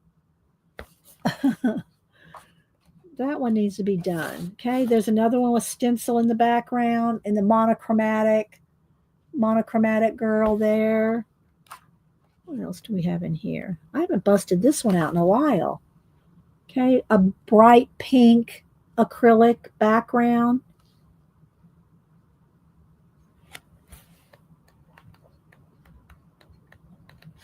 And let's see. I just passed one up. There we go. This one, we did this one on stream maybe a year or so ago. Again, stencil wave, a wave stencil here, and then added Posca, of course, and then shown how to do scales, shading. You have to shade every scale one by one. You got to shade each one to make it look like real scales. So there's those two, double page spread. And then this one is the best of. Okay, this was the best of. Maybe I have two bests of. I don't remember. Anyway, so there we go. That's all this we did today in the fairy tale worlds. Thank you again, Jen, Reading with Pugs, for sending this book. And I'll try to finish this up in the next couple of days and post it on Instagram. But there we go. There's our little, our, I don't, he looks angry now. Maybe he's mad because he has to sit there. But I'll finish up the little eggs and try to add, let me just go ahead and see here. Let's put a little down. Let's see if this is going to work. Is this going to work? I haven't used this in a while. Is it still? Oh, I think is it a new one? Do I have to open it? Oh, I don't even think. I think this one's not been opened because the black thing is there. You have to take this black ring off and then tighten it in, and that's what like opens it up. So let's see. Oh, there it goes. Hang on. This one's a kind of a gold. This is a gold one, but it still should work okay. Let's give it a try. Let's see what happens here. Let's see. Come on. Uh-oh. There we go. So what I want to do is go over the whole egg after it's colored. This one's probably not quite done being colored, but it'll show you what I mean. Okay. So it's still wet. It's too wet to see this shimmer, but it'll shimmer. It'll leave a shimmer, but it'll be flat. And so I'll do all the dragon eggs with that. So it'll be a shimmer, but it's still wet. So anyway, all right. All right, guys, gonna head out. Don't forget, Devin comes on at 3. You are coming on. Is Devin still here? I think she's coming on at 3 Eastern, or she would have said something earlier. And thank you, my mods, Janet, Tina, and Cheshire Cat. There she is, yeah. You coming on at 3? Go, I sure. No, it's fine now. It's fine. It's just my finger was sore holding the brute funners. I don't like holding a brute funner. Look, see? Look. You can see what it does to my finger. And I know some people hold their, I don't know how they do it. Some people, I don't even want to go there. Even Cameron sometimes holds his weird. I don't know how y'all do it. That hold your pencils weird. We were told to hold our pencils, and I still, to this day, have this little, what do you call it? Not a, callus that I got in first grade. I've had that all my whole life from holding my pencil so tight. But we were taught how this is how you hold a pencil. People, hold your pencil like this. This is a teacher talking. I love you guys. All right. Oh, Janet just put a link there. All right. I hope y'all had a great time and had fun. Thanks, Tina. Y'all have a good weekend too, and we'll we'll see y'all later. Bye, guys.